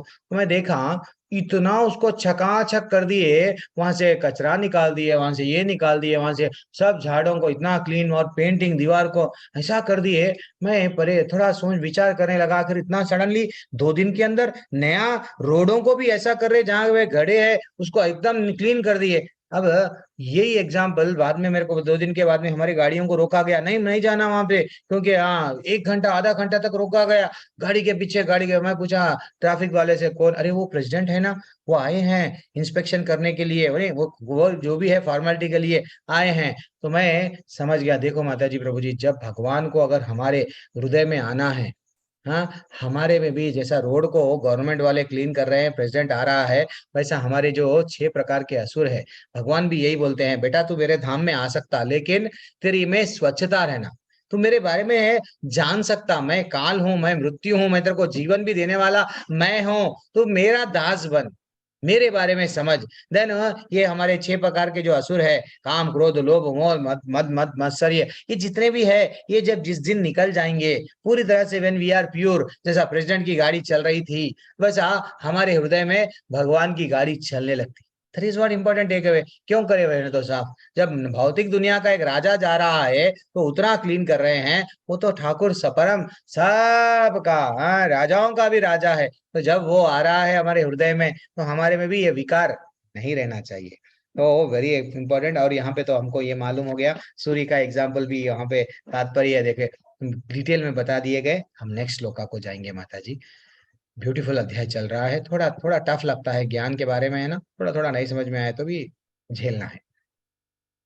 वे समस्त प्रकाशमान वस्तुओं के प्रकाश स्तोत्र है, वे भौतिक अंधकार से परे है और अगोचर है, वे ज्ञान है। ये यानी जानने लायक वस्तु भी वो ही है, वे यानी भगवान। और ज्ञान का लक्ष्य, आपके रियल ज्ञान का लक्ष्य बम बनाना नहीं है। हाँ, रियल ज्ञान का लक्ष्य कुछ और भौतिक चीज प्राप्त करना नहीं है। क्या करना है उनको? और क्या बोल रहे हैं देखो, ज्योतिषम अपि तज्ज्योतिषु तमसा परम उच्यते ज्ञानम ज्ञेयम ज्ञान गम्यम। गम्यम यानी लक्ष्य ये है। एंड हृदय सर्वस्य विस्थितम, आप वे सबके हृदय में स्थित है। हरि बोल बोलना पड़ता। तो यहाँ अलग अलग उपनिषदों में ऐसा यहाँ पे बताया गया कि भगवान तो वैसे तो वैकुंठ में भी रहते हैं, लेकिन सबके हृदय में रहते हैं। स्तोत्र के साथ में यहाँ पे दिया गया माता जी, जस्ट पढ़ लो, उतना टफ नहीं है यहाँ पे, कुछ भी उतना टफ नहीं है। अब ये श्लोका बहुत इंपॉर्टेंट है हमारे लिए। 19वां श्लोका क्या है ये? इति क्षेत्रम तथा ज्ञानम ज्ञेयम चोक्तम समासतः मद भक्ता एतद विज्ञाना। ये ज्ञान मैं किसको देता हूँ? भगवान स्वयं बोल रहे माता जी। क्या बोल रहे प्रभु जी? कि इस प्रकार मैंने कर्म क्षेत्र शरीर ज्ञान तथा ज्ञेय, ये जो जानने वाला आपके जीवन का लक्ष्य क्या है, मेरे को समझो। संक्षेप में मैं तुमको बताया हूं अर्जुन। अब ये जो ज्ञान है ना, इसे केवल मेरे भक्त ही पूर्ण तरह से समझ सकते हैं।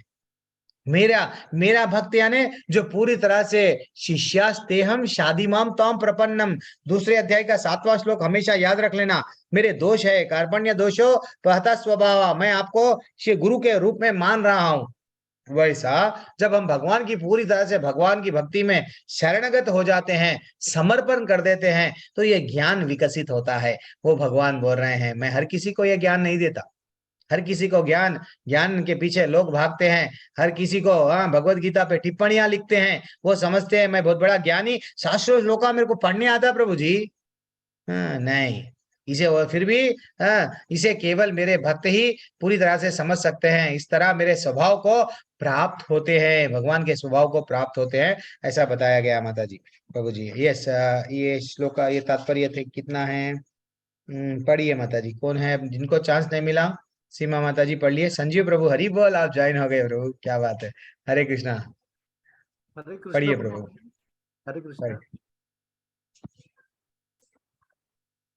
तात्पर्य श्री प्रभुपाद जी का, श्री प्रभुपाद जी की जय। पढ़िए प्रभु।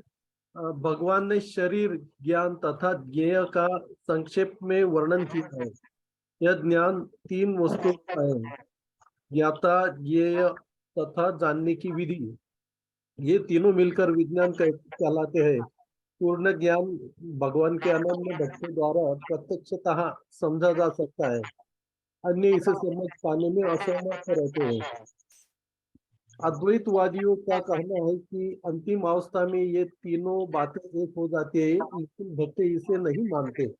ज्ञान तथा ज्ञान की विकास का अर्थ है अपने आप को कृष्ण भावनामृत में समझना। हम भौतिक चेतना द्वारा संचालित होते हैं, लेकिन जो ही हम अपनी सारी चेतना कृष्ण के कार्यों में स्थानांतरित कर देते हैं और इसका अनुभव करते हैं कि कृष्ण ही सब कुछ है, तो हम वास्तविक ज्ञान प्राप्त कर सकते हैं।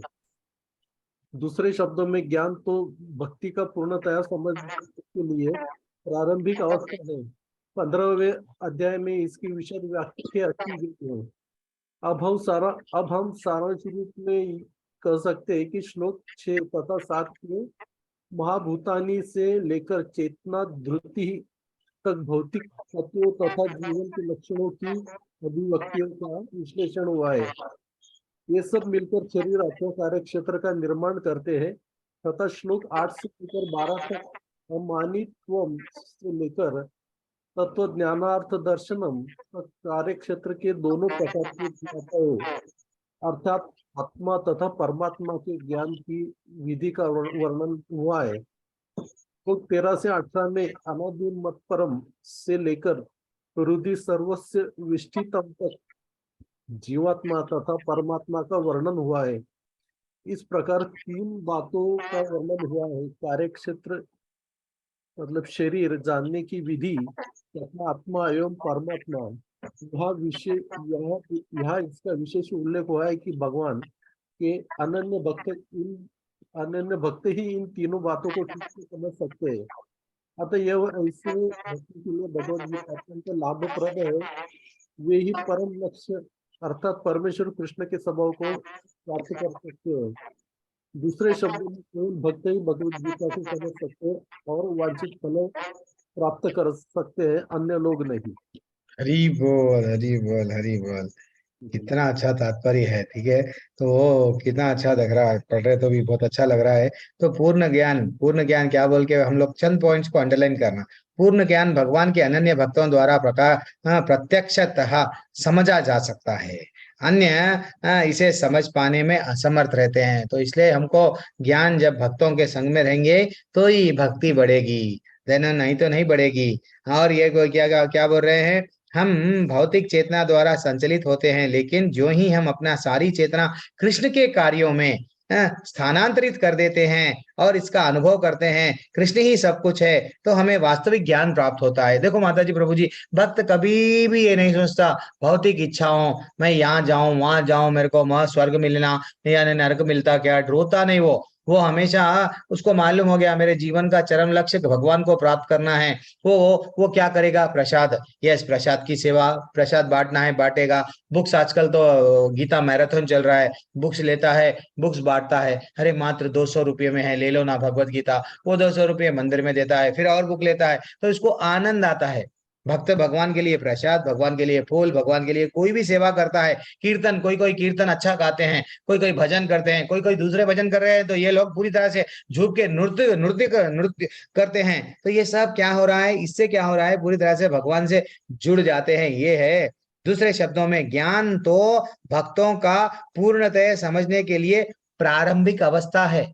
स्टार्टिंग ही वो ज्ञान के लिए भागते हैं, लेकिन एक बार हमको भगवान क्या है मालूम हो गया, देन हमको प्रेम आ जाता है। ये भगवत गीता क्या है माता जी, भगवत गीता हमको थोड़ा सा वैराग्य लाती है। भगवत गीता जब हम 18 अध्याय पढ़ते हैं, लेवल 1 की क्लासेस अटेंड करते हैं, तो थोड़ा वैराग्य, लेकिन जब भागवतम पढ़ते हैं तो रियल प्रेम, भगवान अच्छा ये है, भगवान ये है, वो रियल प्रेम आता है। लेकिन जब हम लोग, मैं बोलता हूँ ना, जब चैतन्य चरितम जब आप लोग पूरी तरह से पढ़ेंगे, वो यहाँ के जो 7 किताब है, आदि लीला, मध्य लीला, अंत लीला, जब वो पढ़ेंगे ना माता जी, भगवान के लिए जो हम सेवा करेंगे, वो सेवा को देख के भगवान हमसे प्रेम करना आरंभ करेंगे। हाँ, वो है, वो टॉप मोस्ट नॉलेज है, कॉन्फिडेंशियल नॉलेज है। अब माता जी क्या करेंगे, श्रेया माता जी बोल रहे थे, प्रभु जी मैं अच्छा सा भजन गाना चाह रही हूँ। यस, गाइए माता जी भजन। आप एक भजन गाइए, बाद में एक 2-3 श्लोका लेंगे, क्लास को एंड करेंगे। अच्छा, एक स्पेशल टॉपिक है ना, नाम अपराध हम लोग ले रहे हैं, वो लेंगे। है आप हरे श्रेया कृष्ण माता प्रभु जी जी। पढ़िए। हाँ सॉरी, आप ये क्या भजन करते बोल रहे थे ना? जी प्रभु जी। पढ़िए माता जी, गाइए माता जी। ध्यान मोरा नित्यानंदा, पति मोरा गौरचंद्र, प्राण मोरा युगल किशोरा, ध्यान मोरा नित्यानंद, पति मोरा गौरचंद्र, प्राण मोरा युगल किशोरा, अद्वैत आचार्य बल गदाधर मोर कुला, नर हरि विलास ए मोरा, अद्वैत आचार्य बल गदाधर मोर कुल, नर हरि विलास ए मोरा, वैष्णवीर पद धूलि तारी मोरा स्नान केली, तर्पण मोरा वैष्णवीर नामा, वैष्णवीर पद धूलि ताही मोरा स्नान केली, तर्पण मोर वैष्णवीर नामा, विचार करिया माने भक्ति रस स्वादाने, मध्यस्थ श्री भागवत पुराणा, विचार करिया माने भक्ति रस स्वादाने, मध्यस्थ श्री भागवत पुराणा, ध्यान मोरा नित्यानंद, पति मोरा गौरचंद्र, प्राण मोरा युगल किशोरा,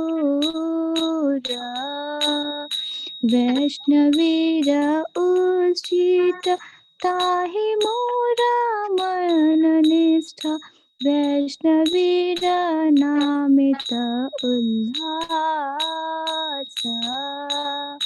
वैष्णवीर उचित ताहि मोरा मन निष्ठा, वैष्णवीर नामित उल्लास, वृंदावनी चबुतारा ताहि मोरा मन घिरा, कहि दीन नरोत्तम दास, वृंदावनी चबुतारा ताहि मोरा मन घिरा, कहि दीन नरोत्तम दास, ध्यान मोरा नित्यानंद, पति मोरा गौरचंद्र, प्राण मोरा युगल किशोरा, हरे कृष्ण कृष्ण कृष्ण हरे हरे, हरे राम राम राम हरे हरे, हरे कृष्ण कृष्ण कृष्ण कृष्ण हरे हरे, हरे राम राम राम हरे हरे। हरे कृष्ण प्रभु जी। हरी बोल माता जी। प्रभु जी सब लोग हरी बोल बोलेंगे माता जी के लिए, क्या डूब गए। हरी बोल हरी बोल। क्या बात है, क्या बात है। हरि बोल। पूरी तरह से डुबा दिए माता जी। ये जब दिल से जब कोई गाते हैं, वो अंदर बोलते ना, अंदर हार्ट को जाके लगती है, टच होता है, तो पूरी तरह से। और भजन भी वैसा है। भजन कितना ब्यूटीफुल इसका मीनिंग है, देखो।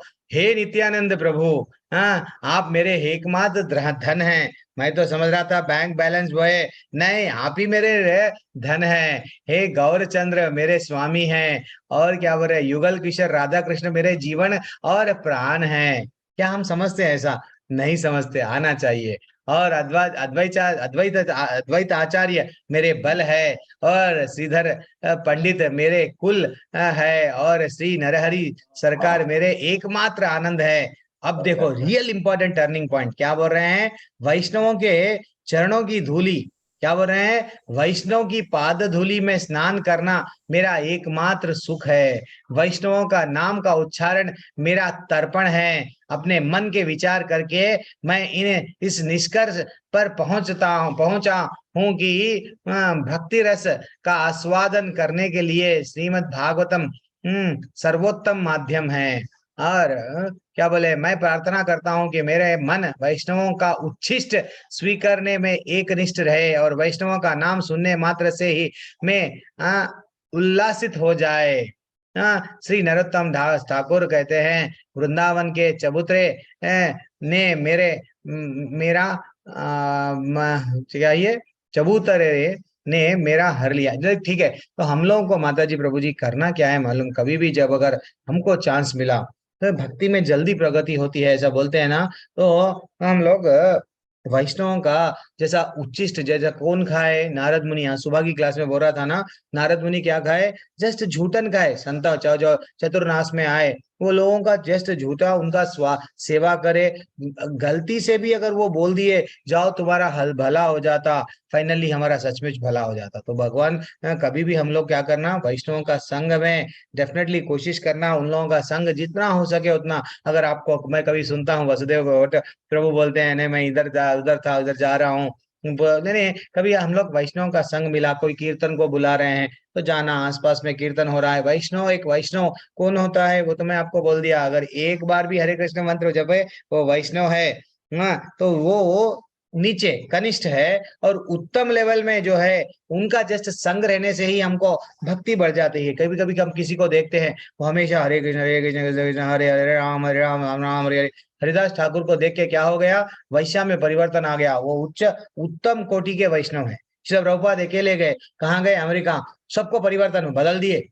तो भाई हाँ वो है, तो वैष्णव का संग है। तो वो बोल रहे हैं, तो ब्यूटीफुल अध्याय। अभी हम लोग और थोड़ा सा आगे बढ़ेंगे। अब एक नाम अपराध पढ़ के एंड कर देंगे अध्याय। कहाँ तक आए थे हम लोग अभी? 19वां श्लोका हो गया था ना। यस, अब यहाँ से थोड़ा सा मैं जल्दी जल्दी जाता हूँ, उतना ज्यादा हम लोगों को टाइम स्पेंड करना नहीं है। हाँ, तो अब यहाँ पे बता रहे हैं कि प्रकृतिम पुरुषम चैवा। यहाँ पे बताए हैं कि प्रकृति तथा जीवों को अनादि समझना चाहिए। हाँ, और उनके विकार तथा गुण प्रकृति जन्य है। ये आप भी पढ़ सकते हैं, उतना टफ नहीं लगेगा, आसान है। अब यहाँ पे ये बहुत इंपॉर्टेंट श्लोका है। ये क्या है, तात्पर्य कोई भी पढ़ने के लिए हैंड रेस करना। कार्य कार्य न कर्तव्य हेतु प्रकृति उच्यते पुरुषा सुख दुखा नाम। वो हम लोग हमेशा बोलते हैं मेरे को दुख क्यों, इतने सारे तकलीफ क्यों, मैं तो जीवन में अच्छा कर रहा हूँ। तो उसका आंसर है यहाँ क्या बोल रहे हैं, प्रकृति समस्त भौतिक कारणों का कारणों तथा कार्यों परिणामों की हेतु कही जाती है। और जीव पुरुष इस संसार में विविध सुख को दुख को भोग का कारण कहा जाता है। तो वो कौन है, अभी कौन है, संजीव प्रभु जी पढ़ लिए? कोई भी हैंड रेस नहीं कर रहे, क्या बात है। तो मैं ही पढ़ लूंगा, कोई बात नहीं। प्रभु जी, पढ़ो प्रभु जी, हरे कृष्णा प्रभु, हरे कृष्णा। हाँ, हरे कृष्णा प्रभु जी। हाँ विश्वजीत पढ़ू, आप पढ़ना चाह रहे हैं क्या? हाँ हाँ हाँ हाँ हाँ पढ़िए हरे प्रभु, कृष्णा। बाद में नीरू माता जी पढ़ेंगे हाँ, नेक्स्ट श्लोक। हाँ, तात्पर्य शिला प्रभुपाद जी द्वारा, शिला प्रभुपाद जी की जय। जीवों में शरीर तथा इंद्रियों की विभिन्न अभिव्यक्तियां प्रकृति के कारण हैं।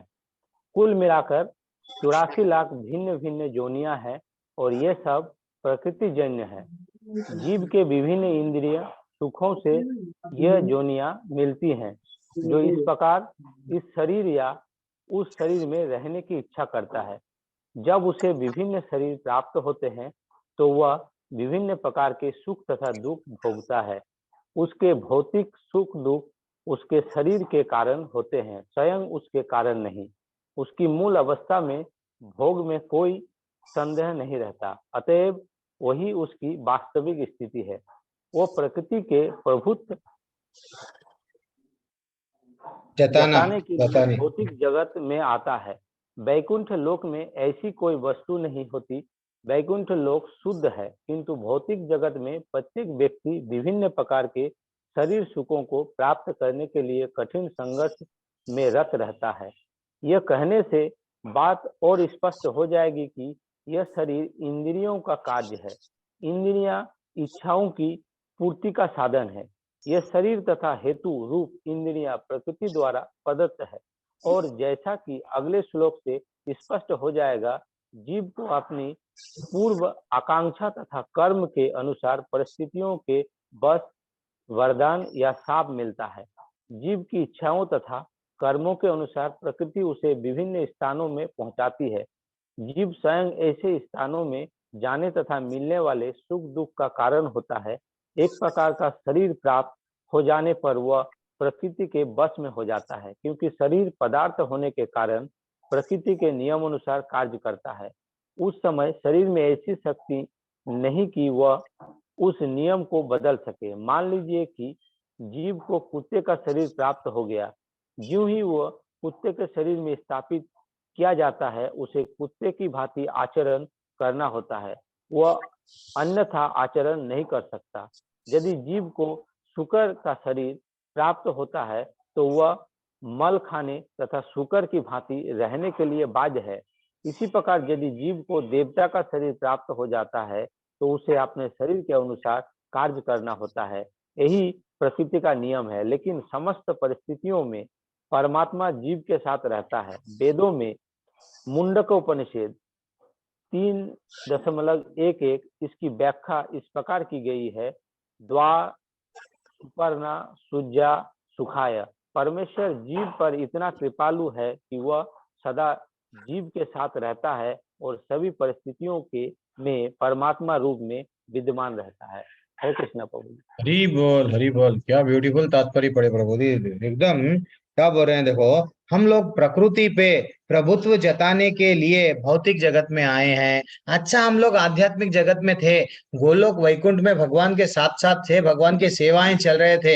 हमको भी इच्छा जाग गई कि हम भी भगवान के वैसा भोग करना। तो भगवान बोले, जा बेटा, तेरे लिए तेरे जैसे लोग बहुत जने हैं, वो लोगों के लिए एक डिपार्टमेंट, धरती एक अलग है, प्रकृति अलग है, वहां पे जा एंजॉय कर। अब हम लोग यहाँ पे आके क्या कर रहे हैं, हमारी इंद्रियों को, इच्छाओं को, जैसा जैसा जो भी इच्छा है वो इच्छा से शरीर मिल रहा है। अगर हमारे को ज्यादा किसी को वट स्त्री के प्रति आकर्षण है, संभोग करना, भोग करना चाह रहा है, देन फाइनली वो क्या करता है, बंदर बन जा, कबूतर बन जा, तेरा काम यही है। नहीं, मेरे को मांस खाने में इच्छा है, जा तो शेर बन जा। नहीं, यही है तेरा जीवन। कोई कोई लोग ना भौतिक वट नेचर डिस्कवरी चैनल देख रहे हैं हम लोग। डिस्कवरी जाओ, अच्छा सा जाओ, वो वट कुछ तो एक वहां का वही वो जो आप जो डिस्कवरी में जो चीज में ज्यादा इंटरेस्ट बता रहे, वो जानवर बन जा। इसलिए भगवान बोले ना, यम यम वापि शरण भावम त्यजति अन्ते कलेवरम। तो जिस तरह से तेरे इंद्रियों से तू कार्य कर रहा है, वही इच्छा आगे आ जाएगी तेरे में। अच्छा, इंद्रियों को यहाँ पे आनंद मिल रहा है, जब मैं मरूंगा वही भावना आएंगी। तो वो समझ रहा था, राजा भरत समझ रहे थे कि मेरा जीवन का लक्ष्य, अरे भैया, परमात्मा सबके हृदय में है, किसको कब होना, चींटी का भी खाना वो विचार कर रहे हैं, उसको क्या होना क्या नहीं होना। तो वो राजा भरत को आनंद आ रहा था अपने वट उसको देखने में, हिरण को। अल्टीमेटली उसका जन्म उसकी इच्छा के कारण क्या हो गया, वैसे ही यहाँ पे वही बोल रहे हैं, जीवों की इच्छा तथा कर्मों के अनुसार अपने कर्म भी है, लेकिन कर्म और इच्छा अलग नहीं है। अगर मैं जीवन भर जो वट चोरी कर रहा हूँ पैसे के लिए, चोरी कर रहा हूँ पैसे के लिए, मेरे कर्म कैसे गलत है, लेकिन मैं चोरी भी कर रहा हूँ पैसा के लिए, तो भगवान बोलते हैं ठीक है तू ज्यादा चोरी करा ना, सांप बन जा, पैसे पे ज्यादा तेरी आसक्ति है। तो वैसा हमारे कर्म डायरेक्टली हमारे में वो बुद्धि में आ जाते हैं, ये ऐसा कर्म कर रहे हैं, तो वही वही प्रकार के स्वभाव में हम मर जाते हैं। तो वही प्रकार की इच्छा होती है जब मरते समय। देन फाइनली वही हमारे को क्या बोल रहे हैं यहाँ पे, जीव की इच्छाएं तथा कर्मों के अनुसार प्रकृति उसे विभिन्न स्थानों में पहुंचाती है। जीव स्वयं एक ऐसे स्थानों में जाने तथा मिलने वाले सुख दुख का कारण है। हम ही हमारे सुख का और दुख का कारण है। तो इसलिए अगर ये मानव जन्म जैसा प्रभु आचार्य बोले यहाँ पे कि 84 लाख योनियों के बाद में मिला, तो इसको क्यों वेस्ट गमाना। इससे तो अच्छा अगर हम भक्ति कर लिए, भगवत धाम चले गए, फिनिश। अगर हम कुत्ता बन गए तो कुत्तों में हम लोग क्या करते हैं, कुत्ता कार को देख के भाव भाव भाव भागना स्टार्ट। उसको नहीं मालूम भैया कार नहीं जा रही, कार के अंदर एक जना बैठा हुआ है वो लेके जा रहा। अगर सुअर बन गए तो वो सुअर क्या करता, एंजॉय। इवन इंद्र को जब श्राप दिया गया, इंद्र को बोलने लगे बेटा तू आ जा, इंद्र बोलने लगा नहीं मेरे कई सारे यहाँ पे पत्नियां हैं, कई सारे बच्चे हैं, मैं इन लोगों को छोड़ के नहीं आऊंगा। अरे नहीं तेरा इंद्र का आसन संभाल, नहीं मैं नहीं संभालूंगा। तो ये हम ही इसके क्या है माता जी प्रभु जी, एक कहानी मैं हमेशा बोलता हूँ, वो याद रख लेना आप लोग। कभी भी लेवल 1 की कहानी आप लोगों को सबको याद हो गई याद। वो 4 पत्नियों की, राजा को 4 पत्नियां, तो एक पत्नी को जिसको हम हमेशा साथ नहीं देते, वो बोलती है कि मैं तुम्हारे साथ रहूंगी मरने के बाद में भी। दैट इज व्हाट, वो परमात्मा है। वो चाहे हम शरीर जाए, अब हम लोग वट कौन सा भी कीड़ा बन जाओ भगवान रहेंगे, कौन सा पंछी बन जाओ भगवान हमारे साथ में रहेंगे। क्या हम चाहते हैं क्या अगर हम कल के दिन हम लोग एक वट गोबर में कीड़ा बन गए, हाँ, तो हमारे साथ वो भी परमात्मा बनते, तो हम हमारे परमात्मा को लेके जाना चाह रहे हैं क्या, नहीं। तो इसलिए हम क्या करना, भक्ति करना माता जी, जितना हो ध्यान पूर्वक जब माला जप रहे हैं पूरी तरह से डूबना है। एक माला पर नहीं है, हमको गुरु के पास में आना है। गुरु हमको रास्ता बता रहे हैं, तो गुरु की दीक्षा के लिए तो भी माले थोड़ा थोड़ा थोड़ा थोड़ा बढ़ाना है, लेकिन नाम अपराध नहीं करना है। वो हम लोग अभी लेंगे, थोड़ी देर में लेंगे। क्या टाइम हो रहा है, एक 5 मिनट लेता हूँ, 5 मिनट में ये कंप्लीट देखेंगे। और एक श्लोका, पुरुषा प्रकृतिस्थो ही भुंक्ते प्रकृति जन गुना कारणम गुण संगस्याद असद सद असद योनि जन्मसु। कितना ब्यूटीफुल श्लोका है। इस प्रकार जीव प्रकृति के तीनों गुणों को भोग करता हुआ प्रकृति में ही जीवन बिताता है। कभी वो मच्छी बनता है, कभी वेल बनता है, कभी शार्क बनता है, कभी टॉर्टाइस बनता है, अलग अलग, कभी सांप बनता है। वैसा अपने अपने गुणों के अनुसार हम लोग क्या कर रहे हैं, यहाँ पे घूमते रह जाओगे। हाँ, वह इस प्रकृति के साथ उसकी संगति के कारण है। इस तरह उसे उत्तम तथा अधम योनियां मिलते रहती है। यहाँ पे आके हम लोग आज की कक्षा को एंड करेंगे। तात्पर्य कोई भी पढ़ लीजिए प्रभु जी, तन्मय प्रभु है, नहीं तो कौन बस कौन है, जिनको चांस नहीं मिला। अच्छा नीरू माता जी पढ़िए, आपको चांस नहीं मिला क्या, पढ़िए पढ़िए। हरे कृष्ण। तात्पर्य श्रील प्रभुपाद जी द्वारा, श्रील प्रभुपाद जी की जय। ये श्लोक ये समझने के लिए महत्वपूर्ण है कि जीव एक शरीर से दूसरे में किस प्रकार देहांतरण करता है। दूसरे अध्याय में बताया गया है कि जीव एक शरीर को त्याग कर दूसरा शरीर उसी तरह धारण करता है जिस प्रकार कोई वस्त्र बदल, वस्त्र का परिवर्तन संसार में वस्त्र का परिवर्तन इस संसार के प्रति आसक्ति के कारण है। जब तक जीव इस मिथ्या प्राकट्य पर मुक्त रहता है तब तक उसे निरंतर देहांतरण करना पड़ता है। प्रकृति पर प्रभुत्व जताने की इच्छा के फलस्वरूप वह ऐसी प्रतिकूल परिस्थितियों में फंसता रहता है। भौतिक इच्छा के वशीभूत हो उसे कभी देवता के रूप में तो कभी मनुष्य के रूप में, कभी पशु, कभी पक्षी, कभी कीड़े, कभी जल जंतु, कभी संत पुरुष, तो कभी खटमल के रूप में जन्म लेना होता है। ये क्रम चलता रहता है और प्रत्येक परिस्थिति में जीव अपने को परिस्थितियों का स्वामी मानता रहता है, जबकि वह प्रकृति के वश में होता है। यहाँ पर बताया गया है कि जीव किस प्रकार विभिन्न शरीरों को प्राप्त करता है। ये प्रकृति के विभिन्न गुणों की संगति के कारण है। अतः इन गुणों के ऊपर उठकर दिव्य पर स्थित होना होता है। यही कृष्ण भावनामृत कहलाता है। कृष्ण भावनामृत में स्थित हुए बिना भौतिक चेतना मनुष्य को एक शरीर से दूसरे में देहांतरण करने के लिए बाध्य करती रहती है। क्योंकि अनादिकाल में उसमें भौतिक आकांक्षाएं व्याप्त हैं, लेकिन उसे इस विचार को बदलना होगा। ये परिवर्तन प्रामाणिक स्तोत्रों से सुनकर ही लाया जा सकता है। इसका सर्वश्रेष्ठ उदाहरण अर्जुन है, जो कृष्ण से ईश्वर विज्ञान का श्रवण करता है। यदि जीव इस श्रवण विधि को अपना ले तो प्रकृति पर प्रभुत्व जताने की चिर अभिलाषित आकांक्षा समाप्त हो जाए और क्रमशः यों जो वह प्रभुत्व जताने की इच्छा को कम करता जाएगा, त्यों त्यों उसे आध्यात्मिक सुख मिलता जाएगा। एक वैदिक मंत्र में कहा गया है कि ज्यों ज्यों जीव भगवान की संगति से विद्वान बनता जाता है, त्यों त्यों उसी अनुपात में वह आनंद में जीवन का आस्वादन करता है। हरे कृष्ण प्रभु। हरी बोल। कितना ब्यूटीफुल ब्यूटीफुल टॉपिक है। तो हम लोग यहाँ पे बॉस बनना चाह रहे हैं, कभी ये प्रॉपर्टी, कभी वो कर रहे, ये कर रहे, बॉस बन रहे, लेकिन हमको आनंद नहीं मिल रहा और उल्टा फंसते जा रहे। वही बोल रहे हैं यहाँ पे तात्पर्य में, प्रकृति पर प्रभुत्व यानी बॉस जताने की इच्छा के फलस्वरूप वह ऐसा प्रतिकूल परिस्थितियों में फंसता रहता है। कौन? हम लोग, ठीक है ना। और वस्त्र का परिवार, ये तो हो गया है। एंड फाइनली यहाँ ये बहुत इंपॉर्टेंट है, बहुत अच्छा है। यहाँ पे तात्पर्य में क्या बोल रहे हैं? कृष्ण भावनाव्रत में सिद्ध हुए बिना भौतिक चेतना मनुष्य को एक शरीर से दूसरे शरीर, जब तक आप भगवान के बारे में, भगवान की सेवा, भगवान की भक्ति नहीं करेंगे, कृष्ण भगवान ये जो ज्ञान अर्जित नहीं करेंगे, आप आज शरीर नहीं है आत्मा है, ये जब नहीं मानेंगे, देन फाइनली यहाँ पे फंसते जाएंगे। ये एक ही रास्ता है और कोई नहीं है। लेकिन ये रास्ता में हम लोग प्रगति कैसा कर पाते हैं? वो बोल रहे हैं यह परिवर्तन प्रामाणिक स्तोत्रों को सुनकर। पहले ही उसने क्या बोले, भगवान को भी क्या बोलते गए? अर्जुन को शुणु तच्छृणु, सुन रहे क्या ध्यान पूर्वक। और 18वें अध्याय में भी भगवान अच्छा पूछते, इतना जो मैं नॉलेज दिया ना, तूने सुना क्या? बहुत अच्छा दिखता वो एक प्रश्न, ध्यान पूर्वक तुमने सुना क्या? ऐसा लगता हो दिल को लगाओ। इसका सर्वश्रेष्ठ उदाहरण है अर्जुन, जो कृष्ण के ईश्वर विज्ञान का श्रवण करता है। यदि जीव इस श्रवण विधि का अपना ले, मैंने भगवान से जब ये नॉलेज मिल रहा, भगवान के जो प्रतिनिधि है गुरु परंपरा में, उनसे ये जो नॉलेज मिल रहा, देन हमारी इच्छा क्या हो जाती है? हम लोग अननेसेसरी लड़ते हैं। एक भाई दूसरे भाई से लड़ रहा है, एक बहन और एक बहन से, माता जी माँ बाप पे भी केस डाल रहे हैं, प्रॉपर्टी, ये सब ये हम लोग क्यों बॉस बनना चाह रहे हैं? रियल बॉस ठाकुर है, वो वहां पे जाना है, ये लोग सब भूल गए हैं। वो समझ रहे हैं मेरे पास में प्रॉपर्टी आ गई, या सब लोग मेरी जय जयकार करेंगे। ये जय जयकार एक ना एक दिन या तो हमारे जल जाएंगे, या तो जला दिए जाएंगे, या तो दफना दिए जाएंगे, पता नहीं है। मैं अगर जंगल में मर गए तो हमको कौन से कीट पतंगे खा लेंगे वो भी नहीं मालूम हमको। ऐसा हमारा शरीर है। देन फाइनली हमको करना क्या है? नींद में से जाना है। आज ही मैं क्या कर रहा था, 6:30 बजे थोड़ा समय था, तो मैं डेली 6-6:30 बजे कृष्णा बुक पढ़ता हूँ माता जी। मैं आपको कृष्णा बुक का मुचकुंद का, आज ये टॉपिक को वो रिलेटेड है, मैं आपको बता रहा हूँ। 1 मिनट, स्क्रीन दिख रहा है ना आपको? वही एग्जैक्टली जब कृष्ण भगवान उनके सामने मुचकुंद के सामने आते हैं, थोड़ा सा हम पढ़ेंगे, क्योंकि इसके लिए वो एग्जैक्टली वहां पे फिट हो रहा है।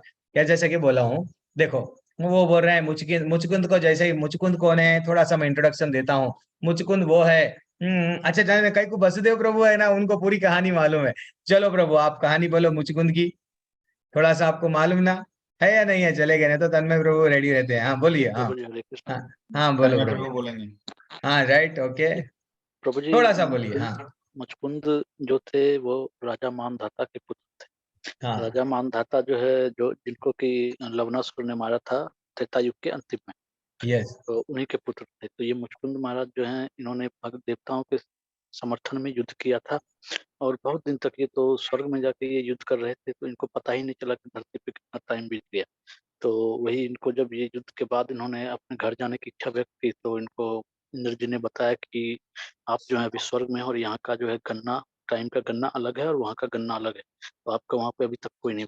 इन्होंने आराम करने के लिए मतलब कहा इंद्र जी से, तो इंद्र जी ने उनको कहा कि जाओ तुम जाके एक गुफा में सो जाओ, वहाँ पे जो भी तुमको डिस्टर्ब करेगा उसको जब तुम्हारी नजर पड़ेगी तो वो जल जाएगा। हरी तो यहीं बोल। पे वो कालियावन की मृत्यु हाँ हुई थी इनके द्वारा प्रभु जी, और यस भगवान ने यस इनको यस। चतुर्भुज अवतार में दर्शन दिया था। हरी हरी हरी हरी हरी हरी हरी, क्या बात है, क्या बात है, एग्जैक्टली करेक्ट। तो भगवान भागते भागते भागते काल्यवन उनको घेर लिया था। काल्यवन से छुटकारा पाने के लिए, काल्यवन को तो वो चाहते तो मारते थे, लेकिन उनको उद्धार करना है एक भक्त का। तो भक्त को उद्धार करने के लिए भागते भागते, मेरे ख्याल से वो तन्मय प्रभु आपके बिहार के आसपास में ही कोई है, या गुफा है ना वहां पे अभी भी? नहीं, बिहार में नहीं है वो, आपका ये यूपी, एमपी में है, मध्य प्रदेश में। मध्य प्रदेश में, ओके ओके, हाँ मध्य प्रदेश में है। तो वहां पे भागते भागते मथुरा से भगवान जो है सो भाग रहे हैं, भाग रहे हैं, भाग रहे हैं। काल्यवन समझ रहा है कि मैं पकड़ लूंगा भगवान को। यही है कृष्णा बुक का 51 चैप्टर है ये।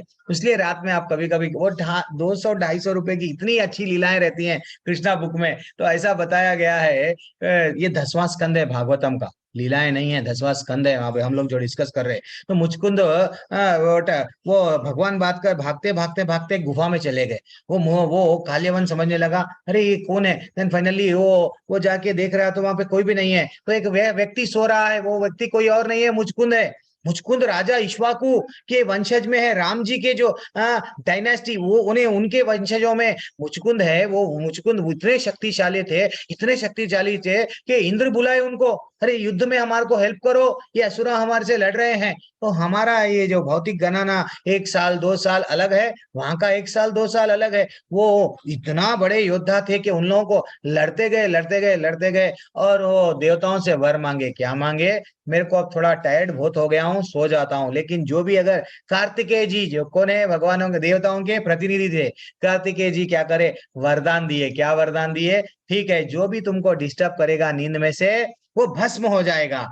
जैसे ही ये कालनेन वो आते आके आके वो समझ में बैठा कि कान्हा जी मेरे से डर के भाग गए और यहाँ के सो गए गुफा में। अब वो जैसे ही टच करा, जब वो आंखों में से मुचकुंद जी जब आंख खोले थे, पहले देखते कि अरे ये मेरे को डिस्टर्ब करा, चलो वो भस्म हो गया इमीडिएटली, उसका तो भस्म हो गया। लेकिन भगवान जब दर्शन दिए, तो भगवान दर्शन दिए तो माता जी प्रभु जी वो पूछने लगा आप कौन है, इतना प्रकाश को आ रहा है। हाँ, वो जब पूछने लगे एक एक एक एक, पहले मैं आपके बारे में बाद में सुनूंगा, लेकिन मेरे बारे में बोल रहा हूँ मैं, इतना मैं समझ गया हूँ, आप जो भी है यहाँ पे आए हैं, मेरा उद्धार करने आए हैं। तो अब भगवान बोलते हैं, क्या बोलते हैं? मुचकुंद, तुम मेरे महान भक्त हो, तथा तुम्हें अपनी अहेतु की दया से दया का दर्शन कराने के लिए मैं इस कंदरा में प्रकट हुआ हूँ। मैं अपने भक्तों के प्रति अत्यधिक स्नेह रखता हूँ। अपनी वर्तमान दशा से पूर्व पुनर्जन्म में मैं तुम मेरे महान भक्त थे, और तुमने मेरी अहेतु की दया के लिए प्रार्थना की, अतएव मैं तुम्हारी मनोकामना पूर्ण करने के लिए तुमसे भेंट करने आया हूं। देखो भगवान भक्त की मनोकामना इसके पहले जन्म में थी, भगवान मेरे पे दया करो ना। तो भगवान भागते भागते अपने भक्त को दया करके वो आए, वो आनंद आ गया। ये पढ़ रहा था तो मैं बोला अरे भक्त, भगवान इतना भी दया करते हैं कि भाई भक्त के लिए वो घोड़े पे नहीं आए, डायरेक्ट भी नहीं गए, भागते भागते आए। और अब वो बोल रहा था, क्यों, कौन बोल रहे थे? अब ये बोल रहे हैं, देखो अपने अपने बारे में बोल रहे वो क्या बोले, हे भगवान, हाँ, अतः गर्ग मुनि ने दीर्घ काल पूर्व भविष्यवाणी की। एक्चुअली मुचकुंद बोल रहे हैं, गर्ग मुनि मेरे को बोले ऐसा क्या, वैवत्स्व मनु में 28वें मनवंतर में ऐसा होने वाला है कि भगवान श्री कृष्ण इस पृथ्वी पर प्रकट होंगे। अब मैं समझ गया। अब मेरे प्रिय भगवान, अब उनकी भावनाएं देखो माता जी, प्रभु जी सुनो, आनंद आ जाता। भगवान को बोल रहे, मैं समझ सकता हूं कि इस जगत में सभी आपकी भारांगी शक्ति माया के द्वारा भ्रमित है। अयो मैं क्यों पढ़ूं, आप लोग भी पढ़ सकते हैं ना। चलो विश्वजीत गोराई, सॉरी क्या नाम, वसुदेव प्रभु, पढ़िए प्रभु, यहाँ से पढ़ सकते हैं आप। ब्यूटीफुल, वो ग्लोरीफाई करते हैं भगवान को। है या चले गए आप वसुदेव हाँ मैं प्रभु? हूँ सर, हाँ हाँ मैं हूँ प्रभु, प्रभु जी। पढ़िए जो अंडरलाइन है यहाँ से। प्रिय भगवान, मैं समझ सकता हूँ कि इस जगत में सभी जीव आपकी बहिरंगा शक्ति माया के द्वारा भ्रमित है और इंद्रिय तृप्ति की भ्रामक तुष्टि पर मोहित हैं। भ्रामक गतिविधियों में पूर्ण रूप से संलग्न होने के कारण वे आपके चरणार बिंदु की पूजा के प्रति अनिच्छुक हैं। आपके चरण कमलों की शरण में आने के लाभों का उन्हें ज्ञान नहीं है। इस कारण वे भौतिक जगत की विभिन्न दुखदायी यस दशाओं के वशीभूत होते हैं।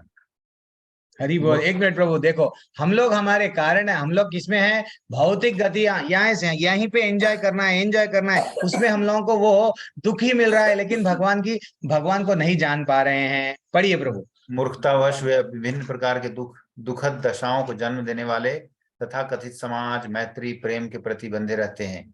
आपकी बहिरंगा शक्ति से भ्रमित होकर प्रत्येक व्यक्ति, स्त्री तथा पुरुष दोनों ही इस भौतिक जगत से बंधे रहते हैं। छलने वालों और छले जाने वालों के इस समाज में सभी एक दूसरे को छलने में संलग्न है। हरी बोल। रुकिए प्रभु, कितना ब्यूटीफुल, क्या बोल रहे हैं देखो, तथा कथित समाज, मैत्री तथा प्रेम के प्रति बांधे हैं। हम लोग सब किसमें बंध गए, मेरा फ्रेंड, मेरे बच्चे, मेरा परिवार, प्रेम, मैत्री, मेरे समाज का क्या होगा, मैं अगर चला जाऊंगा तो यही इसमें हर कोई बंधा हुआ है।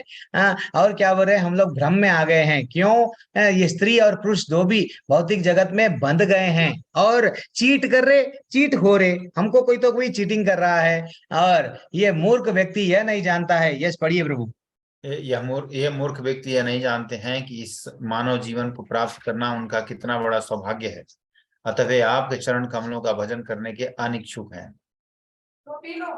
अंधकूप में गिरे हुए गूंगे पशु की भांति वे केवल तथाकथित समाज, मैत्री तथा प्रेम से ही बंधे रहते हैं।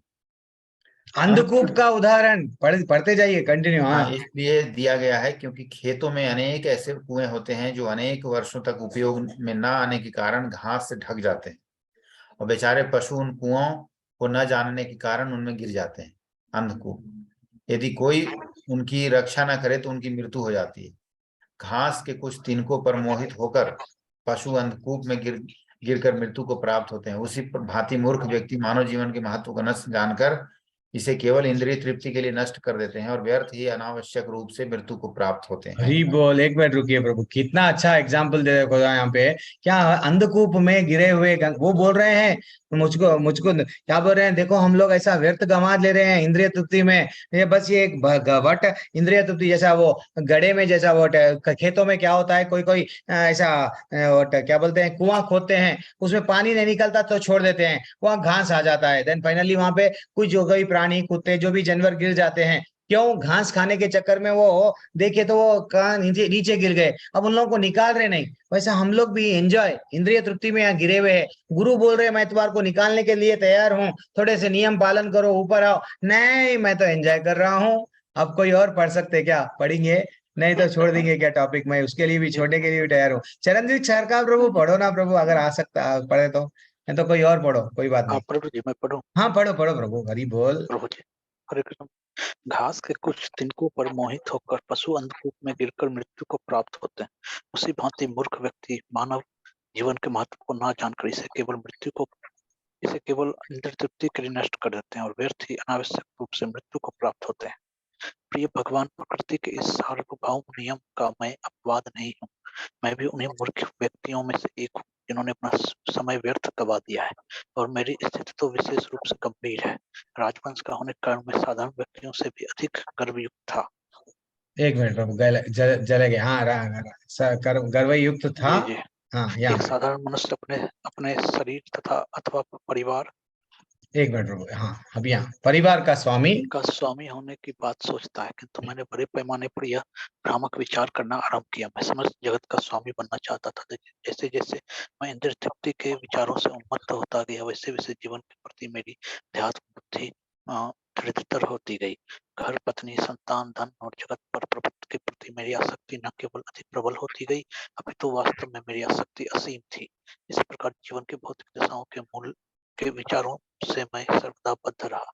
अतः भगवान, मैंने अपना इतना बहुमूल्य जीवन व्यर्थ कर दिया, व्यर्थ गवाया। देखो मुचकुंद बोल रहे भगवान को, भगवान मैं राजा बन के समस्त जगत पे स्वामी बनना चाह रहा था, और मैं समस्त इंद्रिय तृप्ति के विचारों में कैसा था, उन्मत्त था, एंजॉय करना, घर, पत्नी, संतान, धन, जगत, ये सब पे मैं क्या करना चाह रहा था, बॉस बनना चाह रहा था। इसके प्रति मैं क्या था, टोटली आसक्ति हो गई थी, और प्रबल, ना केवल अधिक प्रबल होती गई, अपितु वास्तव में मेरी आसक्ति इतनी आसीम बढ़ गई कि मैं क्या कर रहा हूं, इस प्रकार जीवन की भौतिक दशाओं के विचार में मैं सदा सर्वदा बंधा हुआ रहा, और मैं क्या करा, अतएव भगवान मैंने इतना भी बहुमूल्य जीवन व्यर्थ व्यर्थ गमा दिया भगवान। ये जीवन जो आप मेरे को दिए, इस समय मेरे को दर्शन दिए, लेकिन मैं इतना अभागा था, मेरा लाइफ वेस्ट करा। और कितना ब्यूटीफुल वो बोलते हैं, देखो माता जी, प्रभु जी पढ़ते जाइए। हाँ, जीवन विषयक मेरी मिथ्या धारण दृढ़ हो जाने के कारण मैं विचार करने लगा कि अस्थि मांस का पिंजर या भौतिक शरीर ये सब कुछ है, और व्यर्थ में मैं उस स्वान की भांति यह विश्वास करने लगा कि यह मानव समाज का राजा बन गया है। ध्यान के कारण सैनिकों, सारथियों, हाथियों, थासों आदि की अपनी सैन्य शक्ति सहित समस्त जगत की यात्रा करने लगा। अनेक सेनापति मेरी सहायता करते तथा मैं अपनी शक्ति पर गर्वित हो रहा था। इस कारण सर्वाधिक अंतरंग सखा की भांति मेरे हृदय में सदा निवास करने वाले भगवान आपको मैं नहीं पा सका। नहीं पा सका। ये मिनट में, एक मिनट प्रभु जी, तो हम लोग क्या बोल रहे हैं, देखो वही हमारे से भी यही चल रहा है। हम लोग भी क्या कर रहे हैं, जीवन विषयक मिथ्या धारणा, ये क्या कर रहे हैं, अस्थि मांस का जो पंजर है, इसको ही, यही है मेरे लिए सब कुछ है। हाँ, और क्या बोल रहे हैं, व्यर्थ ही मैं उस कुत्ते की भांति विश्वास करने लगा कि मानव समाज का राजा बन गया। यस, मैं अब इसका सब कुछ ये है, प्रभुत्व पा लिया। और बोल रहे हैं अनेक संपत्ति मेरी सहायता करते, वट सेनापति मेरा सहायता करते थे, और मैं अपनी शक्ति पर गर्वित। यस, मेरे पास में बच्चे हैं, बच्चों के बच्चे हैं, इतना बैंक बैलेंस है, प्रॉपर्टी है, हमको भी थोड़ा गर्व आ जाता है, मैं बहुत बड़ा नाम आ गया है। हाँ, अब देखो वो बोल रहे हैं, कहाँ से पढ़ना है, मेरे हृदय में सदा। मैंने आपकी चिंता नहीं की, और भौतिक रूप से मेरी तथाकथित उन्मत्त शक्ति का यही दोस्त था, स्थिति का यही दोस्त था। मेरे विचारों, मेरे भांति सभी प्राणी आध्यात्मिक साक्षात्कार के सावधान रहते और ये सोचते हैं कि क्या किया जाए, आगे क्या होगा, सदैव उद्विग्न रहते हैं, किंतु हमें भौतिक कामनाओं की दृढ़ता से बांध रखा है, एवं हम माता अवस्था में बने रहते हैं।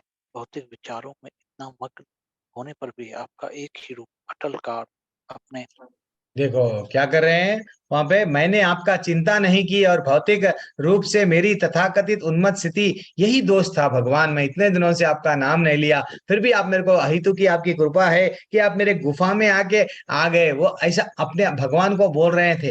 एक्चुअली ये पूरी उनकी नहीं है, दास्तां हमारी है। हम लोग भी ऐसे ही करते हैं, हम लोग भूल गए हैं, हम लोग यहाँ पे परमानेंट नहीं। कोई और माता जी, आज आज गगनजीत माता जी नहीं है क्या? नहीं तो वो आज हैंड रेज नहीं करे। माता जी पढ़िए, माता जी नाराज है क्या आप? हरे कृष्णा। नहीं, दीवान सिंह प्रभु पढ़िए प्रभु। हरे कृष्णा, दीवान सिंह प्रभु, दंडवत प्रणाम। पढ़ सकते हैं प्रभु जी, आप? नाराज नहीं हूँ मैं। वो बस थोड़ी सी तबीयत खराब थी तो उस अरे वजह अरे, से थोड़ा सॉरी सॉरी, अनिरुद्ध तो खराब अरे था। अरे, सॉरी माता जी।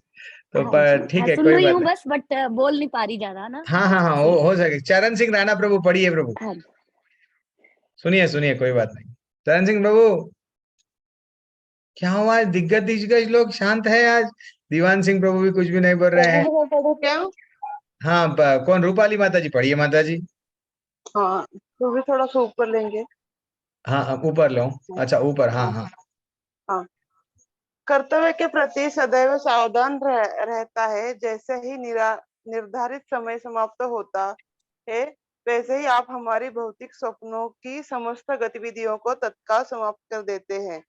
काल के रूप में आप हमारी समस्त गतिविधियों को उसी प्रकार समाप्त कर देते हैं जैसे एक भूखा कालसर्प निर्दयता पूर्वक शीघ्रता के से एक छोटे से चूहे को निगल जाता है। वे राजसी शरीर शरीर जो जीवन में सदैव स्वर्ण भूषणों से सज्जित रहते हैं तथा जो उत्तम अश्वों वाले रथों पर अथवा स्वर्णाभूषणों से सुसज्जित हाथी की पीठ पर सवार होकर चलते थे, काल की क्रूर गति से निर्जीव हो जाते हैं। मानव समाज के राजा के रूप में प्रसिद्धि वही राजसी शरीर अटल काल के प्रभाव के अंतर्गत क्षय को प्राप्त होता है और कीड़े मकोड़ों का भोजन बन जाता है अथवा भस्म हो जाता है या किसी पशु की विष्ठा बनने के योग्य रह जाता है। यह सुंदर शरीर जीवितावस्था में राजसी हो सकता है, किंतु मृत्यु के उपरांत एक राजा के शरीर को भी पशु खाते हैं, अतएव वह विष्ठा में परिवर्तित हो जाता है अथवा उसे शमशान में जला दिया जाता है और वह भस्म बन जाता है अथवा उसे कब्र में दबा देते हैं।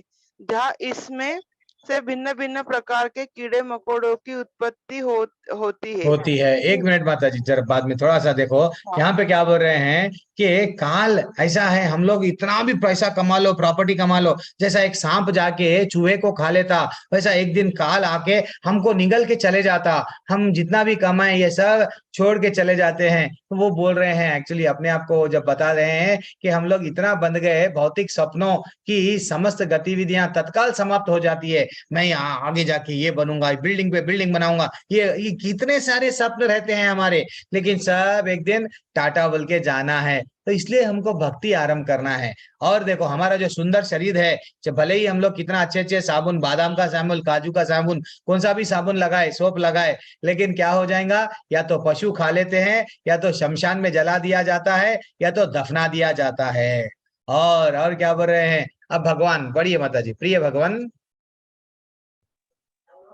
प्रिय भगवान, हमें न केवल मृत्यु के पश्चात इस अटल काल के पूर्व नियंत्रण में आ जाते हैं, अपितु जीवितावस्था में भी एक दूसरे प्रकार से इसके नियंत्रण में आते हैं। उदाहरण के लिए, भले ही मैं एक शक्तिशाली राजा हो सकता हूँ, फिर भी जगत पर विजय प्राप्त करने के पश्चात जब मैं घर वापस आता हूँ, तब मैं अनेक भौतिक दशाओं के वशीभूत हो जाता हूँ।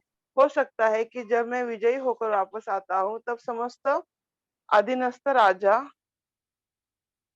आकर प्रणाम करे, किंतु जैसे ही महल के अंतपुर में प्रवेश करता हूँ, मैं स्वयं अपनी रानियों के हाथ का खिलौना बन जाता हूँ और इंद्रिय तृप्ति के लिए मुझे स्त्रियों के चरणों पर भी गिरना पड़ता है।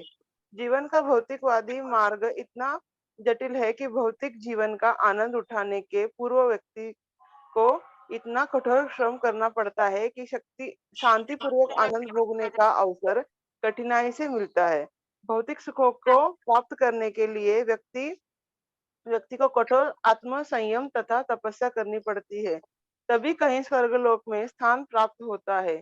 यदि व्यक्ति को एक अत्यंत धनी अथवा राज परिवार में जन्म लेने का अवसर मिलता है, उस अवस्था में भी वह उस वैभवशाली स्तर को बनाए रखने के लिए सदैव व्याकुल रहता है। अगले जन्म की तैयारी करने के लिए उसे अनेक प्रकार के यज्ञ संपन्न करने पड़ते हैं तथा दान देने पड़ते हैं। जीवन की राजसी दशा में भी व्यक्ति न केवल राजनैतिक प्रशासन के कारण उद्विग्नता से पूर्ण रहता है, अपितु वह स्वर्ग में स्थान प्राप्त करने के बारे में भी चिंतित रहता है। देखो वो बोल रहे हैं मैं राजा था, बड़े बड़े राजाओं को मारा, लेकिन जब मैं घर को आता था, ज्यादा से ज्यादा मेरे को क्या होता था, मेरे राज्य में आए तो जो हार गए सो राजा मेरे को दंडवत, मेरे अधीन जो है वो मेरे को नमस्कार करते थे, लेकिन मैं जाके फिर मेरे रानियों का खिलौना बन गया, मेरे इंद्रिय तृप्ति के लिए उनके चरणों पे। दैट इज व्हाट वो खुद को स्वयं को इतना बता रहे हैं। और क्या बोल रहे हैं, और जितना भी हम लोग कठोर परिश्रम कर रहे हैं, क्यों, एक छोटा सा भोग करने के लिए, इंद्रिय भोग करने के लिए मैं क्या कर रहा हूँ, इतना कठोर श्रम कर रहा हूँ, this is too much. And finally मैं राजा बन के क्या करता हूँ, यज्ञ करता हूँ, दान देता हूँ, क्योंकि मेरे को स्वर्ग चाहिए, नहीं तो फिर मेरे को नेक्स्ट जन्म में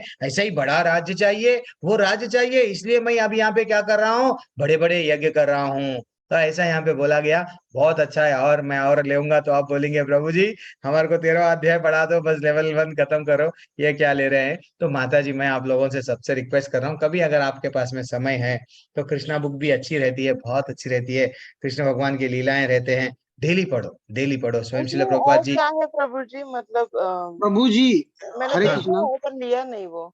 क्या इसमें क्या है, कृष्ण बुक में क्या है? अभी अयो मैंने एक बुक लिया है। नहीं माता जी, क्या है नहीं, भागवतम का 10वां स्कंद है, ये बुक है, मात्र 250 या 300 ऐसा रहता देखा है। है मैंने वो, पर हाँ बहुत बड़ा है। ले लो। नहीं क्या है, भगवान के जन्म से लेके पूरी लीलाएं, कृष्ण भगवान की पूरी लीलाएं, भागवतम का ये जो 10वां स्कंद है ना, यहाँ पे 10वां स्कंद है, वो स्कंद संस्कृत में नहीं, ओनली हिंदी में कथाएं कथाएं कथाएं कथाएं रहती है। अच्छा रहता है माता जी, डेली पढ़ना है, बहुत जुड़ जाते हैं, बच्चों को हम समझा सकते हैं, देखो ऐसी लीला हो रही थी, ऐसा हो रहा था। प्रभु जी हाँ हरे कृष्ण प्रभु जी। प्रभु प्रभु सॉरी प्रभु। प्रभु हाँ जी ये पीडीएफ में अवेलेबल है क्या? हाँ, पीडीएफ हाँ तो दुनिया अवेलेबल है। मैं आपको सब चीज, अरे प्रभु मैं आपको ड्राइव डाला ना ग्रुप में, ड्राइव से आप डाउनलोड कर ले सकते ना। मैं ड्राइव दिया, उसमें भी कृष्णा बुक है पीडीएफ। नहीं, ड्राइव कहाँ पे है प्रभु जी? मुझे अयो, मिला नहीं। श्रेया माता जी दिए शायद ना। श्रेया माता जी फिर से आपका होना है तो श्रेया माता जी कल एक ड्राइव का लिंक डाल दो ना, वो स्मॉल बुक्स का, सबको भी काम में आ जाएगा, डाल दो। हाँ वो डाल देते फिर से एक बार। हाँ डाल देते फिर से, उसमें से डाउनलोड कर लो पीडीएफ। नहीं है तो मेरे को पर्सनली मैसेज करो, मैं आपको सबको भी भेज क्योंकि दूंगा। यहाँ पे अवेलेबल नहीं है, इसके लिए मैंने प्रभु नहीं जी। नहीं, आप पीडीएफ आप देखो, आप अगर सेल में पढ़ना है, लैपटॉप पे पढ़ना है, पीडीएफ तो मैं हर चीज का दे दूंगा, लेकिन बुक रहने की बात ही अलग है। श्रीला प्रभुपाद जी बोलते हैं, अगर जो कुछ भी कोई भी श्रीला प्रभुपाद मेरी कृष्णा बुक पढ़ता डेली, अगर शाम में ध्यान पूर्वक अच्छा पढ़ता, उसके स्वप्न में स्वयं भगवान आएंगे। वो उन्हों बोल रहे, वो तो वो छुपी नहीं बोलते, कोई भी आचार्य बोल रहे तो there must be some reason. तो इसलिए ही बहुत ज्यादा प्रेम बढ़ जाता कृष्ण बुक से, हम नहीं लोग नहीं, पढ़ते ये हैं। बात से तो मैं आपका सहमत हूँ, बुक का अलग है, इसीलिए मैंने भगवतम पूरा मंगाया है और उस एक क्या बात, स्कंद लेके आया हूँ यहाँ पे। हरी बाकी बोल, मैंने वो इंडिया में ही रखा है, हरी और हरी। क्योंकि पूरा तो एक साथ में कैरी नहीं कर सकते थे। नहीं कैरी कर सकते और पढ़ भी नहीं सकते प्रभु, इतना समय नहीं हाँ, है अपने को, जॉब है, तो ये मैंने है ये है। मैंने ये अपना लक्ष्य बनाया है कि 2023 के आधे में एक स्कंद एटलीस्ट खत्म कर लूं। हरी हरी हरी बोल प्रभु जी, आप तो कर रहे हैं, मैं तो अभी दूसरे स्कंद पे अटका हुआ हूँ, आगे नहीं बढ़ रहा हूँ मैं भी। तो नहीं जल्दी जल्दी नहीं पढ़ रहे हैं तो पूरी तरह से अच्छा सा और आनंद आ एक अनुभव भी बताना चाहता हूँ, मस्कट में प्रभु। भी इस्कॉन सोसाइटी है। अच्छा। तो यहाँ फ्राइडे में हाँ लोग हैं, काफी इस्कॉन चैप्टर यहाँ पे है, बट हम्म ये मंदिर नहीं। यहाँ हम्म पे कृष्णा टेम्पल है। एक इंडियन फैमिली बहुत, मतलब 100 साल पहले ही यहाँ पे आई थी, खिमजी फैमिली। तो हम्म उन्होंने यहाँ पे कृष्णा टेम्पल की स्थापना की है। हम्म, इवन मोदी जी जब यहाँ आए थे तो वो भी वहाँ गए थे। हरी तो बोल। हम, लेकिन इस्कॉन चैप्टर से मेरा यहाँ पे इंट्रोडक्शन हो गया। तो उसमें से कुछ प्रभु जी लोग मंगला आरती वगैरह भी रखते हैं घर पे। तो फ्राइडे फ्राइडे को यहाँ पे फ्राइडे छुट्टी रहता है, तो जाने का मौका मिलता है। तो वहाँ का संग ही अलग रहता है। नहीं लेकिन नहीं हाँ प्रभु जी, आप, देखो भक्तों के संग में रहो आप, अच्छा लगता हो कुछ भी अच्छा नहीं। हमको आरती जल्दी सीखना है तो मंगला आरती में जाए, जल्दी जल्दी अगर सुनना है, जितना ज्यादा हम लोग सुनते हैं वट संसार दावा नलिदलो का जो स्लैंग में वो गाते हैं ना, विभावरी शेषा वृंदावन में, तो जितना सुनते हैं भक्तों के संग में रहते हैं जल्दी आ जाता है कोई सी भी चीज, देखो ठीक है। नहीं नहीं नहीं, वो जरूरी है।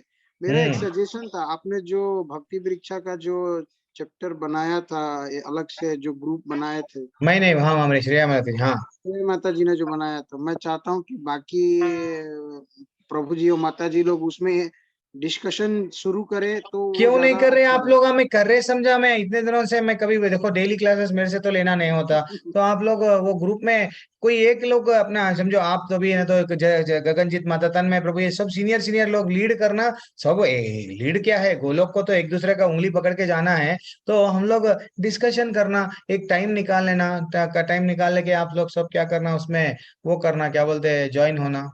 देखो मर्जी आपके पास में समय है तो कोई तो एक मैसेज, कोई तो एक स्टार्ट करो, श्रेया माता जी को एक टाइम पूछो, ये टाइम पे हम, भले ही 4 लोग आए, वो 4 लोग डिस्कशन करो। ठीक है, जी कोशिश तो प्रभु। करो, वो आप जो सजेशन दिए अच्छा है। एंड मैं क्लास एंड कर रहा हूँ, 10 बज रहे हैं, हरे कृष्णा सुबह प्रभु जल्दी जी। उठना है। हाँ माता जी, हरे कृष्णा। हाँ प्रभु जी, ये मैंगलोर की गौरंगा मर्सी करके यूट्यूब पे चैनल है जिसमें कृष्णा का सारा सब चैप्टर्स अपलोड किए हुए हैं, श्यामा वल्लभ अच्छा, माता जी की वॉइस में। गौरांगा मर्सी करके चैनल का नाम है।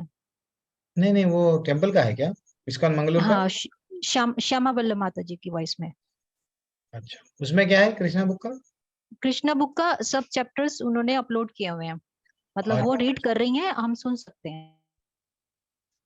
अच्छा, वो अच्छा अच्छा, मात्र सुनने के लिए वो उसमें मार्ग जैसा, तो सुनते जाएंगे ऐसा है क्या? हाँ, और प्रभु जी उन्होंने बुक भी जैसे पेजेस भी दिखाए हुए हैं, अच्छा, जैसे वही पेज सेम, ये जैसे यहाँ डिस्प्ले हाँ भी चल रहा है वो पढ़ते जाते हैं। हमको अगर पढ़ना उतना टाइम नहीं है तो जस्ट वो देखते भी, पढ़ते सुनते भी जा सकते हैं। जी जी जी प्रभु एक्सप्लेनेशन जी, हम नहीं है पढ़ समझो, भी कृष्णा सकते बुक हैं। रीडिंग चलते जाता है। ओके। रीडिंग चल रही है, हाँ पेजेस भी है, हम रीड भी कर सकते हैं और क्या, सुन भी सकते हैं। कभी आप ग्रुप में डाल दो ना, कभी आप वो उनका लिंक जो भी है यहाँ चैट में, नेक्स्ट कल नहीं ठीक है, परसों फिर नेक्स्ट क्लास क्लास, में। हाँ डाल दो, ठीक है तो प्रभु कोई भी जी। जिसको भी जरूरत है वो ले लेंगे, ठीक है।